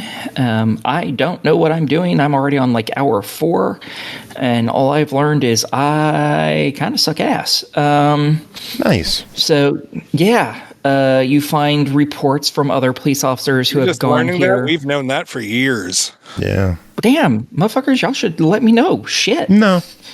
We won't tell you. Of course you didn't, jackasses. But other officers have come here and disappeared, and you can find some of their notes about crime scenes and so on and so forth. You find notes written from people who lived here, because this was a woman's mansion at one point. And you're basically investigating the fact that she went missing, supposedly was murdered, is the belief. And you can find notes from like different people that work there, butlers and so on and so forth. And yeah, it's a sizable building, and it's hard to get around because basically almost every door is locked, and you have to find the right key to open the bitch. And it gets really tense because the enemy can open doors that you can't open. Okay, so but how many balls did you zap? I only did it once, and it knocked his ass flat for like 10 or so seconds, which is more than enough time for me to get from one side of the map to the other and way the fuck away from this dickhead. Sweet. There is also a save room that you can enter that he can't enter, that allows you to, obviously, as I stated, fucking save. But that's also, if he's chasing you, you can just run into there and he'll eventually just fuck off somewhere else. So Jacob, you got to make there's these jokes in the show, man. Not just chat. If I was unmuted the whole time, then I would, but like I try not to because I don't want to interrupt accidentally. Oh, you can always interrupt me. I don't give a shit. Come on, Jacob, say the joke. All the time. Say the joke. Find the keyhole because she can be a bitch. Isn't that a Taylor Swift song? Probably. And it's probably amazing. Like all of her other songs. Featuring Lana Del Rey. She's leaving. It's $10. What do you think of it? I think this is totally worth it, especially if you like this style of game. If you don't like this style of game, I don't think this is going to change it for you because it's just as panic-inducing as basically all the rest of them. But I really liked it. I think it's totally worth picking up. Cool beans. Next up, Sacrifice for Sale, developed by Daniel Klautsch, published by Sometimes You, released December 5th, Xbox One, Series X and S, Switch, PS4, PS5, and PC, $9.99 each. Sometimes You game, so if you buy the old gen, you get the new game, new gen half off, yeah. Experience interaction in a new and engaging way. Choose to respond that noise to... again? Yeah. Does that make you happy? I mean, it sounds like how I figured you'd give BJ's. Experience interaction in a new and engaging way. Choose to respond to what the characters have to say directly. Deal with your own hostage situation. Negotiate for more than just your freedom. Learn about the people who hold you captive. Deconstruct the cult. Manipulate them. All to not end up as their next sacrifice. Jacob, what is Sacrifice for Sale? Sacrifice for Sale is it's an interesting visual novel. You play as this vacuum salesman, door-to-door guy, and you decide that you're going to go to this one house. They have a birdhouse. Looks like a nice little place. And inside, you get to meet these two women who are not necessarily eldritch horrors, but they are not of this dimension, kind of stuff. And one of them is this pink woman who is kind of like sewn up like like one of those like horror movie dolls kind of thing. And the other one is this woman who essentially looks like an Egyptian cat goddess, human body, cat head. And they have very different personalities, and you have to figure out how you want to talk to them. And this isn't just necessarily like branching, you could either say, this thing or this thing, where it's only like two real decisions. Sometimes you could, actually all the time, you could say nothing, which sometimes that's the right thing to do in this conversation game.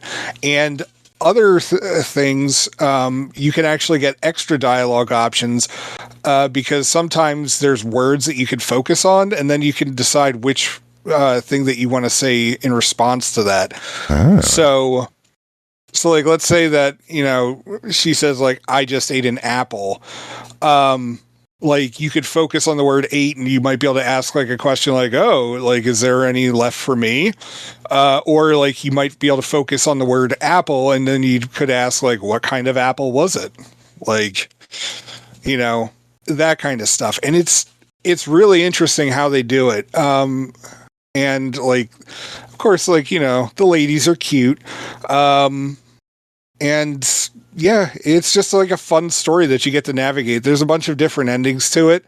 I had a lot of fun with this. Plus unique endings. Okay, yeah. 30,000 words and over 500 choices in the game. Choices? Choices, like choosing what to do. It sounded like you said choices. Like, I don't know, like some weird Boston accent. You're weird. Yeah. What else do you have to say about Sacrifice for Sale? I'd recommend it. I think it's a lot of fun. And like, I know sometimes you releases a lot of titles that are like under $10. This one's a lot of fun. I'd recommend it. Very good. Again, this one has over 15 endings. Takes about 30 minutes for a playthrough, so it shouldn't be Too bad Yeah, I'd agree to with that. replay and have it fun. is possible to fuck up real early, but Oh, yeah. yeah, of course. But 2-minute yeah, playthrough. it's How about quick 30 did you minutes die? for you. Well, there are some endings where you don't die. But like I had a death one. I want to say about 20 minutes in, but like the game really wants you to like get into it, and so I really enjoy like all the different, just like the ways that the conversation's expanded from how it like a visual novel usually plays out. Gotcha. I mean, I guess really like in all reality, it's really just like, it's a visual novel with a different type of GUI, but You're a gooey. yeah. $10 official verdict. Yes. Cool beans. Next up, Malachite Temple of the Sun, developed by BoomZAP, published by Ocean Media, released December 3rd, Xbox One, Series X and S, $9.99. Embark on a journey through the depths of a lost ancient jungle temple. Start your way through the depths of a forgotten temple, match colorful balls, unlock power-ups, and construct your own temple as you progress. Choose between adventure and endless modes, immersing yourself in classic Match 3 gameplay. Shout out to Ocean Media, who not only hooked us up with this, but 4 other games for our listeners to enter for a shot to win. That is right. Ocean Media gave us 5 packs of games. Covered 2 last week, 2 this week. We'll have 1 next week. Malachite Temple of the Sun. Jacob, Bri, Aki. I think everybody covered this one and the next one. Who wants to start with Malachite Temple of the Sun? I can start. This game is Zuma. Yeah, I was going to say, isn't this just Zuma? Yeah. If you don't know what that is, it's a type of match 3 game where you have like a bunch of colored balls advancing on a winding track, and you have to shoot the balls to make 3 or more of a kind to get rid of them. If you choose your balls correctly, you can get bonus breaks as like the line of balls will snap closed once you delete some balls. I know. It's totally about the balls. You can also collect bonus balls that will do special things like bomb an area or make a speedy shot. You have to catch them on your little shooter platform to gain access to them, though. And the goal is to get rid of the balls before they reach the end of the track or it's game over. Part of the challenge, I would say, lies in that the winding track is getting closer and closer to you, making you need to act faster or get breaks through the gaps that you made with some quick timing. You have 2 balls at any given time you can switch between using the B button, but it's pretty random until you get toward the end of your trail and you have 1 color left, and then it'll usually only give you that color. In adventure mode, you have several waves of balls to break, eventually ending the level. You can also play this in endless mode. Yes, breaking balls. Yeah, you have balls to break. Yeah. Which is, the endless mode is all about a high score.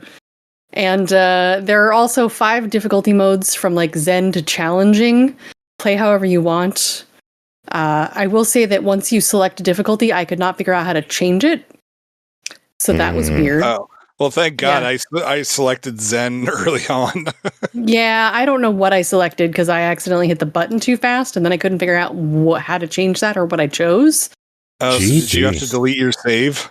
No, I don't know. I just kept playing and it was fine. The art was pleasant. The backgrounds had some moving plants, particles, flowing waterfalls, stuff like that. I had it made for a good visual presentation. I think there's like 45 levels in the main game and some in the bonus chapters with levels as well. And the music was good adventure music. It fit the Big jungle question. temple I don't know if it was theme. addressed. Where you shoot the balls, is it from somewhere in the middle that you spin around, or is it the bottom where you shoot up? Most of the time it's the bottom, but like each level is a little different. So, yeah. Gotcha. I did Sometimes not Jacob, exactly any play thoughts? through all the levels. Yeah. Jacob, your thoughts? Oh, damn it. You missed my dirty joke. I did. Anyway, yeah, it's Zuma. I thought it was all right. I don't know, like, what else I'm supposed like. It was fine. I mean, we've seen some bad Zuma clones on the Xbox store lately. We have? This wasn't bad. Yes. We have. I didn't think it was bad. It was just... No, I'm not saying this one. I'm saying other ones on the store have been not great lately. We've seen a couple of Zumbas or whatever. Oh, yeah. I don't want to name names, but... Yeah, I saw that too. Wait, what? Nothing. This one clocks in at $10. What are your thoughts on Malachite, Temple of the Sun? I could recommend it at that price. Yeah, I could too. I don't have a problem with it. Aki, did you have any thoughts on Malachite?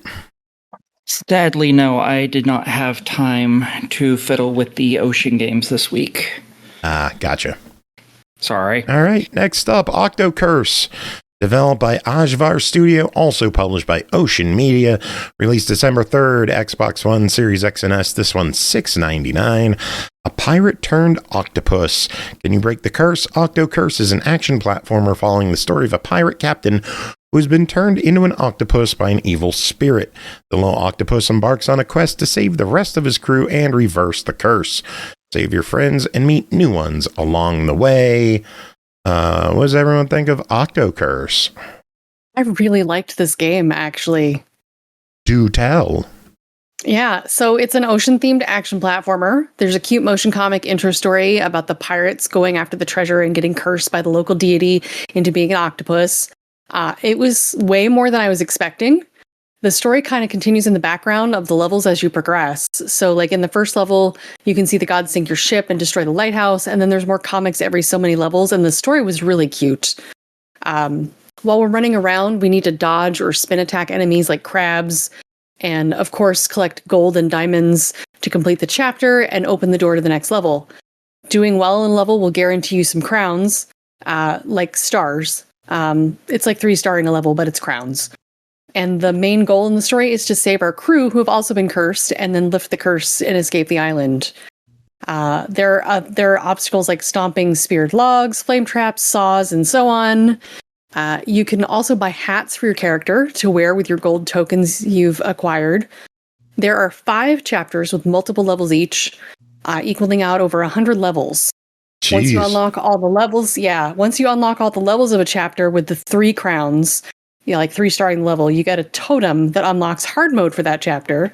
Each chapter is a different biome, like the beach, the Thunderdome, and the Frozen Hills. It's actually called Thunderdome. And there are additional bonus levels you can unlock that'll give you some sweet coins for hats. The art is cute and cartoony, brightly colored with lots of movement. The music is like happy island music. One bad thing about the game, the user interface was clearly built for mouse and uses a cursor to move around. You can't just press the OK button. You need to like move your cursor to it first. Also, to shop for hats and select levels, you need to hold the button and scroll with your cursor. Like, I thought there was a lot less in this game until I figured that out.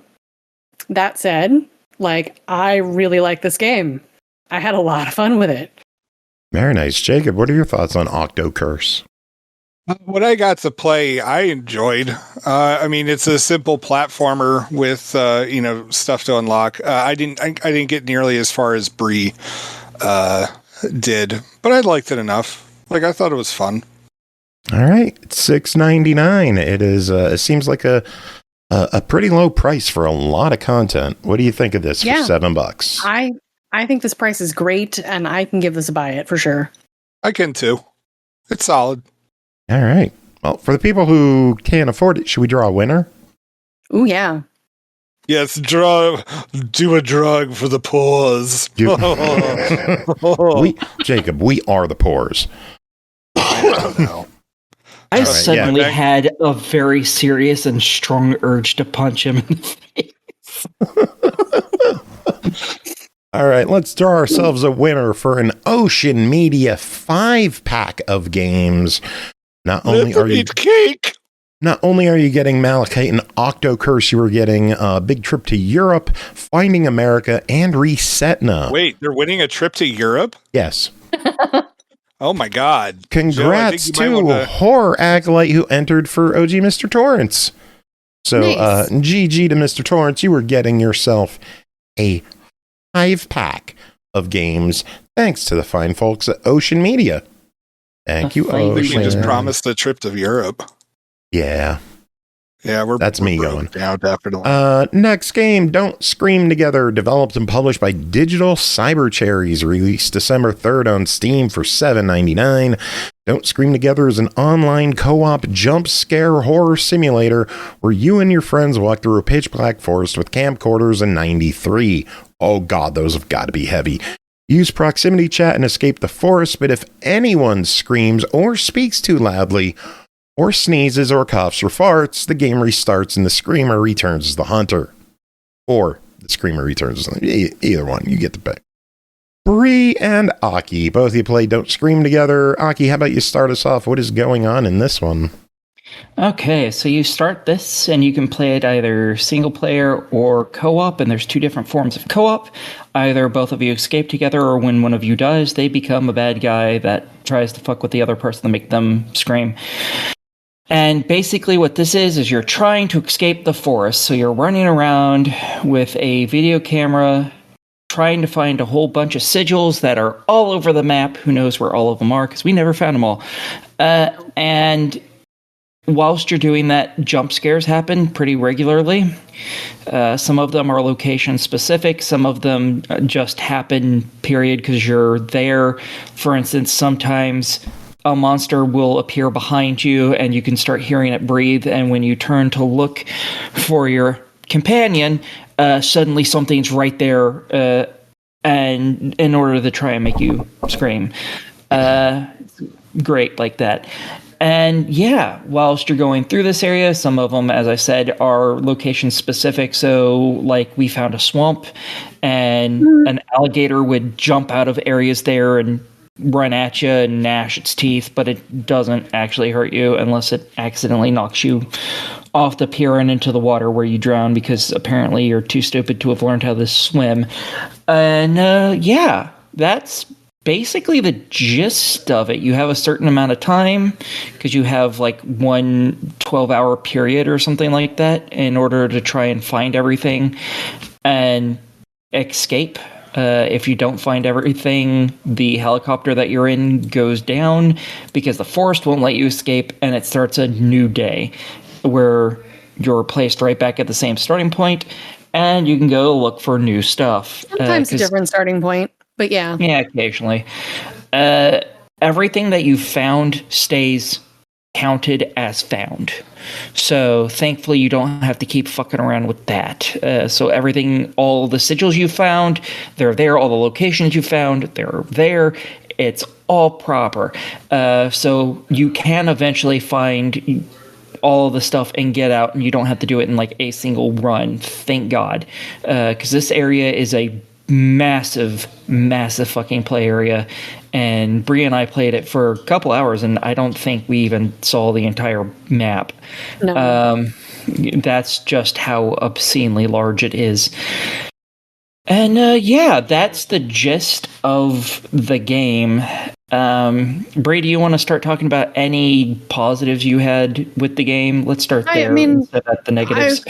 I will say the atmosphere was good and spooky. You had several locations to find that followed like standard horror tropes, like graveyards and sanatoriums. Like it was good and creepy. What else did we find? Like a crash plane, a door in the middle of the woods that teleported us to other. Yeah. And swamp shack. I believe there was also a shipyard where the ships were on fire. Oh, okay, yeah. I think was what that place was.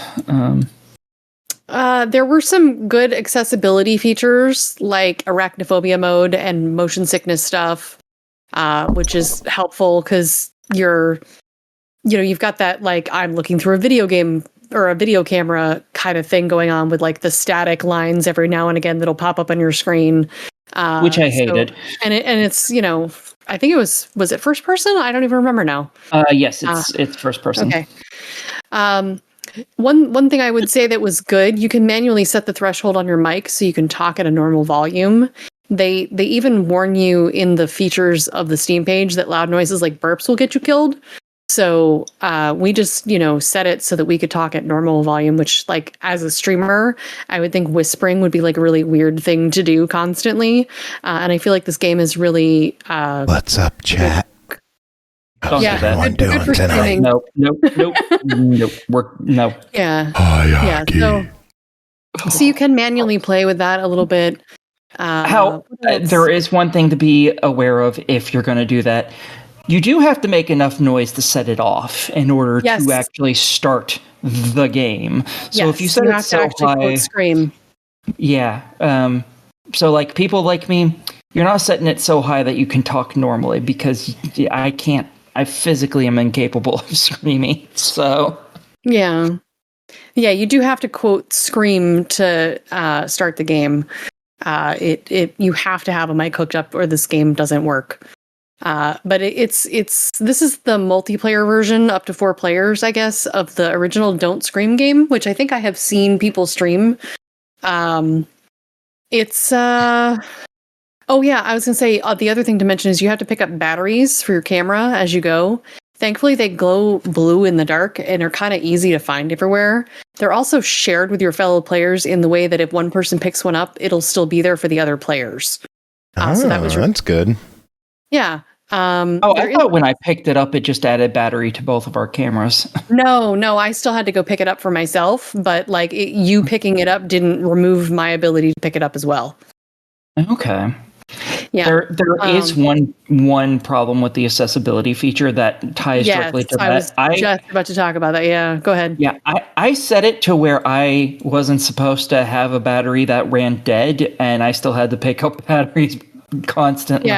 Yeah, the accessibility setting made it sound like you would like not have to pick up batteries, and that didn't work for either of us. So our camera batteries drained anyway. Yeah, so that was weird. I don't know if that was just a misunderstanding on how it was written, or if the accessibility setting wasn't working properly.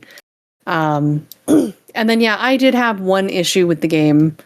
I don't know, Aki, if you want to talk about other bad stuff first, or if you want me to go ahead with mine. I'll go ahead because they deserve to hate me more. Okay. So the thing about this game is as I said, we played for a few hours and we're not sure if we're pretty sure we didn't see the whole map. Yeah, that's kind of a problem in a game like this because the jump scares, when you're spending hours in a game, the jump scares, they get fucking boring real quick. And that's kind of the problem with the game. I like the concept behind the game. It was great. The problem was the follow through. It's too big of a map. It ends up being the problem because we sat for one day basically walking around in a sanatorium trying to find multiple of these glyphs that you have to find. We found one, and apparently there weren't any others in there. And we spent an entire in-game day doing that, which is quite a bit of time, I might add, only to find that there wasn't another sigil in there. And that just kind of ruins the flow of the game. I think they need to shrink the map significantly, maybe make it more of a linear style type game, because they have a good idea. They're really good with atmosphere and stuff like that. Just, it's too big, and therefore there's too much time that you spend basically with your thumb up your ass doing nothing. So that's like a major problem for me. Yeah. I had issues with performance. The like I mentioned, the game is like grainy found footage type stuff. And your first person view, I wrote in my notes first person view, and then I totally just forgot. Through the video camera. But when I got some jump scares, it slowed things down considerably. I checked my settings and I was on recommended settings for my computer. I put it on low resolution. I had less problems, but I still had some problems with stuttering.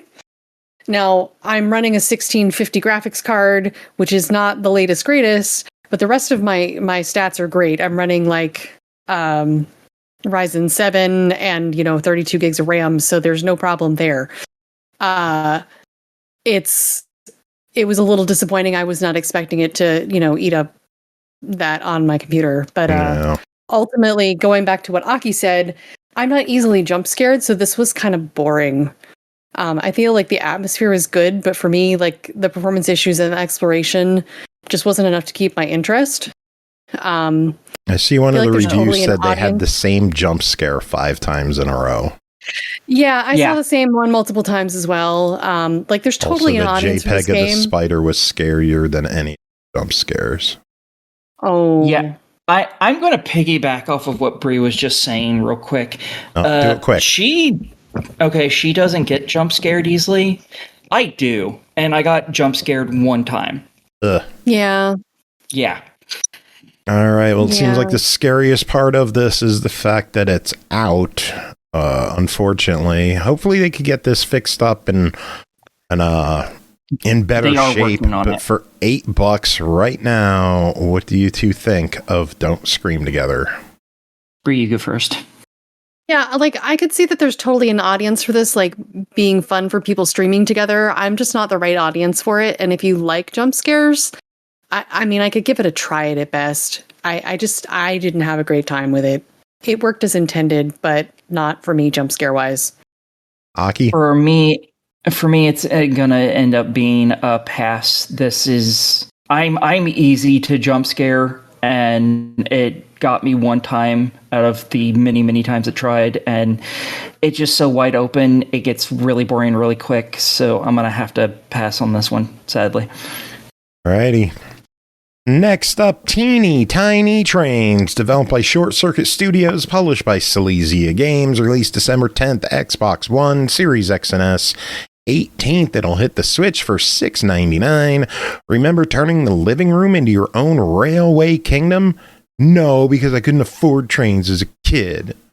Experience a bit of that magic with Teeny Tiny Trains. Build tracks, flip switches, and dodge playful obstacles to guide your trains home. Aki, Bri, both of you played this. Tell me about it. Aki, start us off. Okay. In this, you are building tiny toy train tracks, basically. Are they teeny tiny trains? Yes, they are. That's why you have teeny tiny train tracks, even. And you get a whole bunch of different types that you can lay down. Some of them end up with switches that when a train passes it, it switches it to another track. So you have to keep that in mind. Otherwise, you're trying to get the trains to the stations. It starts off with different colored stations for different colored trains. Then the trains start going to the same stations, and they require to go in a specific order. The problem is the trains come out of their stops at the same time, so you have to find a way to basically make one of them circle around so the other can get in there first. It gets surprisingly difficult, actually. I was in chapter 1, and I couldn't even finish that whole chapter. Thankfully, it opened chapter 2 before I even got halfway through chapter 1. But, fuck, some of them levels are hard as hell. I was... Yeah. Bri, I was watching you play this on Twitch earlier. What were you doing in the game? Did you have fun with it? I had fun with it. So a couple of things I would note. You have two ways to lay track. There's a way where you can use like tiles that you can select between, and you can place the tiles, or you can draw with a pencil where you want the tracks to go.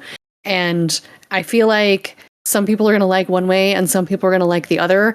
I used a combination of both, but I ultimately leaned more towards the drawing side of things. And I was the opposite. Yeah. So, and same with my friend Martin. He preferred the tiles. So yeah, I did a little bit of both, but I like the drawing, and I actually learned to draw better using some of the tutorial levels. I felt like they did a good job of spreading out the different tasks in like little tutorial tips at the beginning of levels that we're going to use a new skill to help kind of teach you the mindset you need to be in. But yeah, the difficulty kind of ramped up kind of quickly. I found myself stuck a couple times, and there's a lot of levels to this game, like a lot. I think there's like 30 plus levels per chapter, and there was a good amount of chapters. Like, yeah, I think there's 8. There's mini games too, isn't there? I don't know. I played the puzzle levels that I came across. There's apparently a retro-style arcade cabinet in-game with train-themed mini-games. And one of them looks kind of like Space Invaders. No, okay. That's for people who are real good at the game. So there's a whole lot more game waiting for you two, it seems. I know. Yeah. All right. Yeah, well, it is my ass. It is a $6.99 game from our friends at Silesia. It is not as cheap as the Kitty Cat games, but $7 isn't bad. What do you think of Teeny Tiny Trains? I would say prepare yourself for like a mental challenge, but like I think it's a buy it for me. I'm totally down for it. I think it's a buy it. I really like the concept. I like how simple it is, but how hard it is to master. So I'm totally for it. Very good. We are in the home stretch. We got 4 games left, and they're all $5 games, so this should be a quickie wrap up here at the end. Next up is Speed Factor, developed by Light Up, published by Rat Lake Games, released December 5th. Xbox One, Series X and S, Switch, PS4, PS5, $4.99. Inspired by 80s and 90s classics, Speed Factor is an old-school racing game with pixelated graphics, arcade driving style, exhilarating punk rock music, and some awesome classic cars. Jacob, what's Speed Factor? Speed Factor is, I mean, it's pretty much a retro 90s inspired arcade racer, and you're just racing from point A to point B, or sometimes you're doing laps, so not exactly point A to point B, but yeah, you're just racing against everybody. You're collecting like essentially like nitrous and some other stuff as you go around the track, and after you win, because inevitably you will, you can spend like your new winnings on stuff to improve your car, or like change how it looks and stuff like that. Like, it's more in depth than I was expecting, in terms of like, you know, 90s arcade racer kind of thing. And honestly, it was pretty fun. I don't like, there's no complaints as to like what it is, you know. How's the music in the game? Because they advertise punk rock soundtrack. How is the music? I mean, it's not like Tony Hawk, but you know, it's one of those like it sounds good enough. All right. It sounds like some of them sound like melodies that like you might know, but like, or if like somebody was playing them when they're like half asleep, you know, close enough that you feel like you know it. Gotcha. All right, well, it's a $5 game. If you buy it in the next week, it's a $4 game. What do you think at $5? Yeah, definitely. Cool beans. Seems like an easy one. Any other thoughts? No. Check it out. No thoughts, head empty. Yeah. Next up, Sintropia, Fruits Together, developed by... I'm not going to try that name. Published by Badmin... Huh? I butchered that name earlier, so yeah. There's a studio, I know that part. Published by Bad Minions, Little Giant. Released December 11th. Xbox platforms for $4.99 each. It'll hit PS and Switch soon. In Sintropia, Fruits Together, cooperation is the main ingredient. Control fruits with unique abilities and solve puzzles full of creativity and charm. Rainbow emoji. Switch between fruits to press buttons, activate platforms, fans, and elevators, clearing the way so everyone can reach the level. A light bulb and star emoji. Collect stars scattered across the levels and discover that unity is the key to success. The final challenge, get all the fruits together on the balance, and the Sintropy will be complete. Apple, grape, banana. Bri, what is Sintropia, Fruits Together? So this is a relaxing puzzle platformer. You have no real time pressure. The music is pretty soothing. You start out as an apple doing apple things like jumping out of fruit bowls. And you jump around collecting star fruit and getting to the end of the level, which is a scale. And then you're a grape doing grape things like being small and fitting into small spaces. And you'll have some fans to help you move around the levels and gather stars and get to the exit. And then a few levels later, you're a cool banana with sunglasses doing banana things like spreading your peel. Banana. Yeah, you spread your peel and you float down. And ultimately, you have to make your fruit work together as later levels require you to switch from like your apple to your grape and then back again to hit different switches and finally get all your fruit to the scale. There isn't like a ton else to say about this, honestly. Like the pixel art was cute. There's a fair amount of movement. I like the music. It has like a weird tropical vibe to it that kind of matched the fruit theme. I think there was around 30 levels. Sometimes the fans were a little tricky to get the character where it needed to go. Like it was seemingly inconsistent, but otherwise I like this one. Very good. Seems like a simple, fun one to pick up. $5 per platform. What are your thoughts? Price is good. I can give this a buy it. Aconcagua Estudio. That's my guess. Yeah, that sounds good. Yeah. Next up, Winterlight, where silence says it all. Developed by SMV Games and EastAsiaSoft, published by EastAsiaSoft. Released December 3rd, Xbox One, Series X and S, Switch, PS4, PS5, and PC for $4.99. As Elias returns to the coastal town that once sheltered him, he's pulled into a slow winter of connection, memory, and quiet decisions. Take the role of this young man and guide the choices he makes, surrounded by the warmth of townspeople, young and old, often holding conversations in a bookstore over shared coffee. Explore a heartfelt and thought-provoking tale of bittersweet homecoming. Jacob, what is Winterlight? So Winterlight is a story about somebody who's coming back home.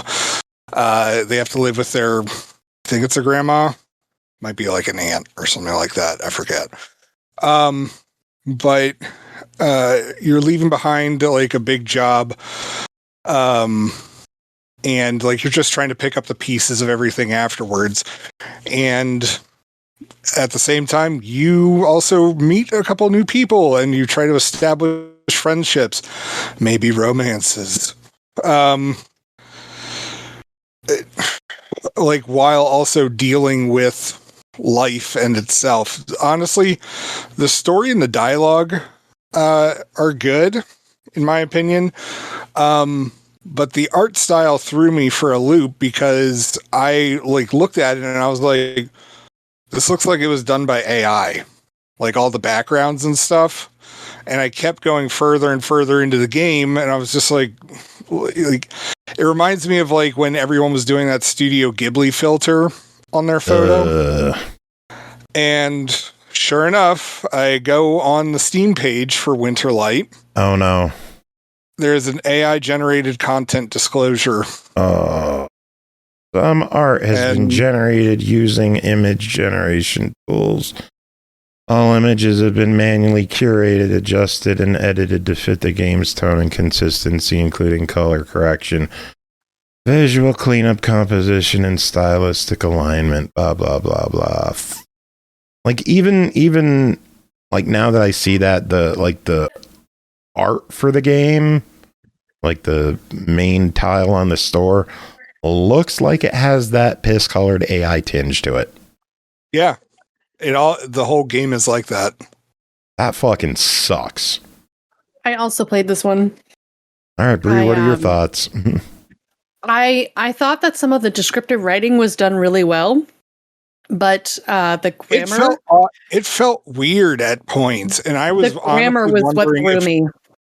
I was honestly wondering, like, is this written by somebody who's like, English isn't their first language? That was my thought too. But I was also like, did this dialogue get run through like AI or something? Like, yeah, it makes the whole thing in question. Through me a lot of times, and part of that is like when I do visual novels on stream, I'm reading them out loud. And so you have this combination of like needing to be formal about it and other also needing to make it kind of conversational. And it did not read well for me out loud. And that was irritating. But the story was I'm like so bummed about the AI thing. Yeah. Yeah. Like that kills all my interest in a game. I don't know. It's $5. What do you two think? The story is okay, but the art is pissing a deal breaker. The thing is that there's too much. Like, there's too much that ends up getting called into question about it, with like how much AI is actually used in this whole entire thing, and it's just no. It is annoying. I could give it a try it, I guess. I don't know if I would, just because of the AI. Yeah, the AI is a real bummer. Like, it seems like there's a significant amount in the game. Yeah, from what I'm reading, based on what you guys are saying. Yeah, on the content thing, it seems like basically all of the art in the game was made via AI, and then people came in and did some editing and stuff. And I don't know if all of it has. It says some art has been generated using generation tools. But all the images have been manually curated. Yes, all the generated images have been adjusted. But that doesn't mean all the images in the game are AI. But at this point, we don't know. Yeah, I have a all we can do is question at this point. If the cover's AI, what else is AI? Mm-hmm. Yeah. Slippery slope. Not good. All right, one final game to talk about tonight is Piczle World of Puzzles, developed and published by Score Studios at release November 30th on Steam Early Access, is a free-to-play game. Various DLCs available presently for $2.99 to $4.99 per pack. Do you like logic puzzles? Of course you do. What a silly question. Piczle World of Puzzles brings together all your favorite pixel puzzles in one addictive package. From classic nonograms to color logic puzzles, from challenging brain scratchers to relaxing mind calmers, Piczle World of Puzzles is packed to the hilt, I say, with picture-based logic puzzles. Pixel Cross are classic nonograms, Pixel Color Cross are color nonograms, and Pixel Colors, which are currently under construction, are a brain-bending variation on the regular nonograms. Aki, what's going on in Piczle World of Puzzles? Okay, first and foremost, we've already established what kind of game this is. So this has a Pixel Academy as well as play some puzzles. Pixel Academy basically is your tutorial levels. They give you a handful of levels where they explain what to do, and then they give you some little questions to make sure you actually understood how the puzzle is solved and things like that.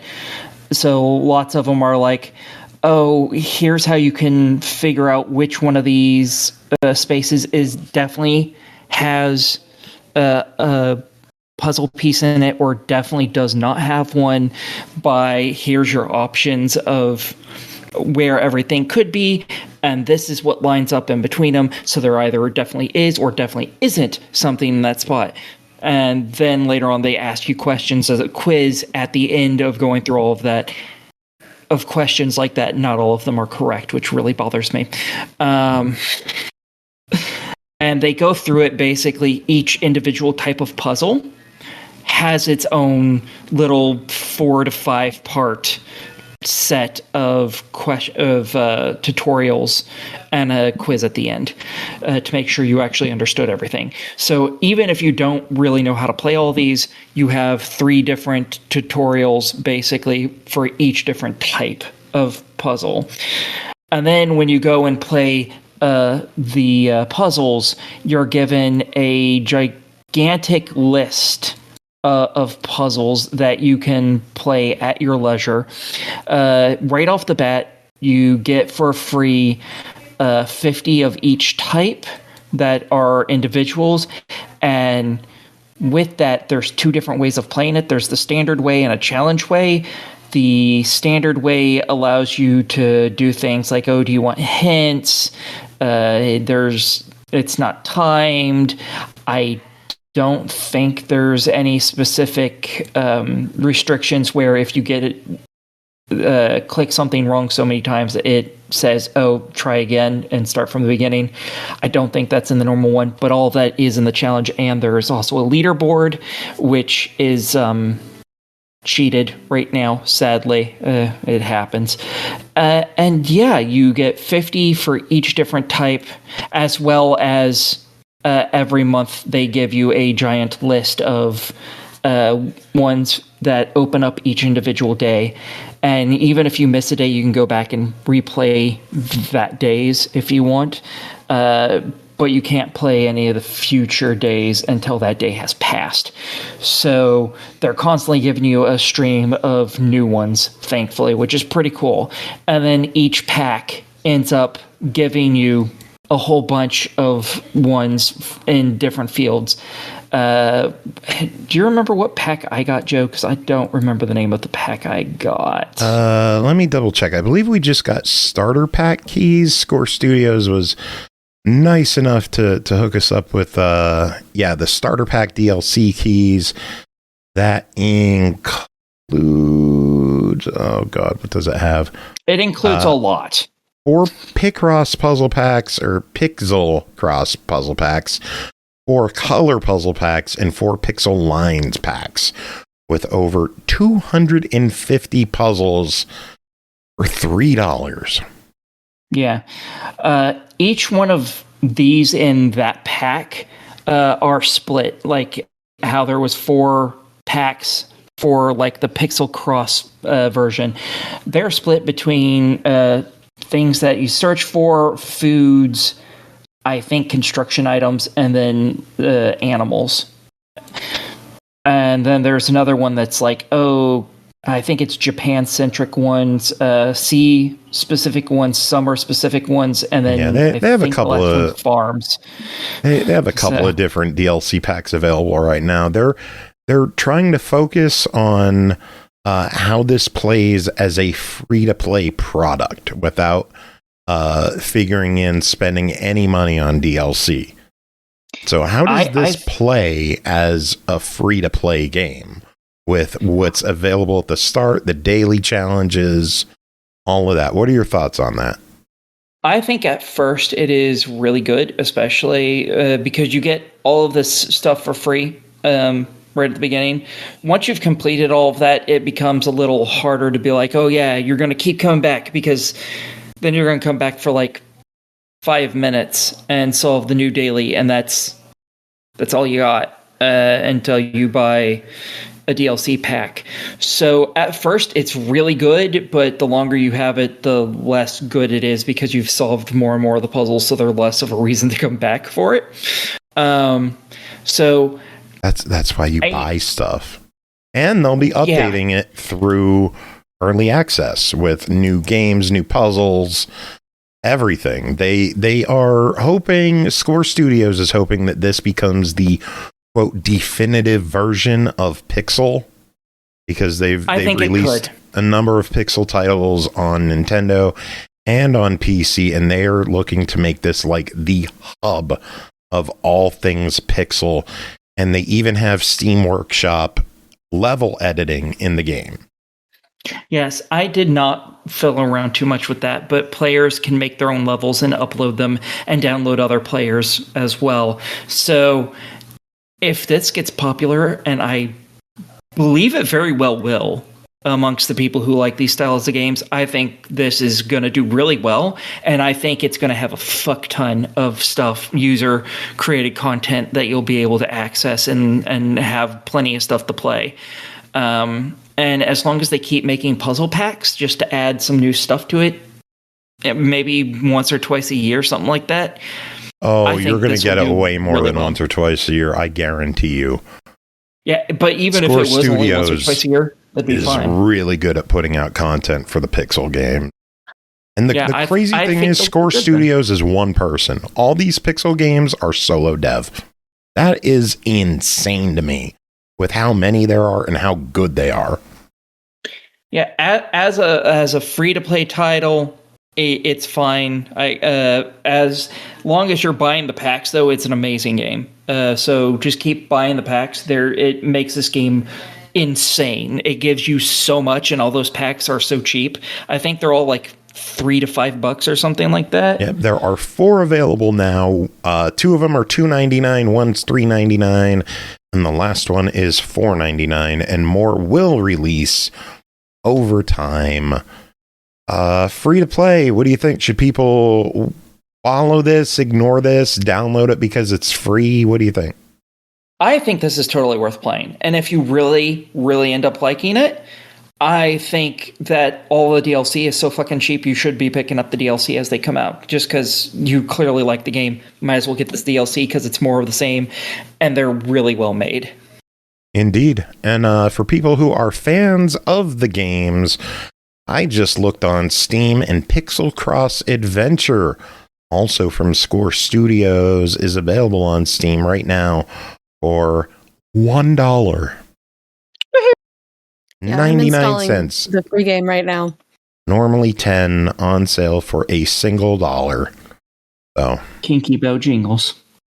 Yep, and with that, we are done. That is it for this episode. We made it through. We talked Game Awards. We talked news. Talked a shit ton of reviews. And we're going to wrap things up with some Christmas music, like usual, for our December shows. Woohoo! I'm tired. Me too. I'm excited for next week, though. Yeah, next week might be final show of the year. Or it could be the show after that. I don't know. We're still trying to figure everything out. Yep. Yay, scheduling. Stay tuned for more SML podcast. In fact, you should just hang out in the Twitch stream the entire time. You know why? Because we do giveaways. You don't want to lose your place in line. We do giveaways on Twitch, and I think we should do one now. What do you think? I love it. Let's do it. Big shout out again to Ocean Media for hooking us up with all of these 5-packs of codes. And the next winner tonight is M317. You just got yourself a 5-pack of Ocean Media games. Did you say it was fantastic, Aki? Yes, I did. Okay. All right. Hey, whatever works, right? Does anyone have any final words? The show? Fuck AI up the ass. I can agree with that one, yeah. Anyone else? AI thoughts? I, for one, welcome our robot overlords eventually, and, I look forward to serving them. You would, you degenerate. Yeah, buddy.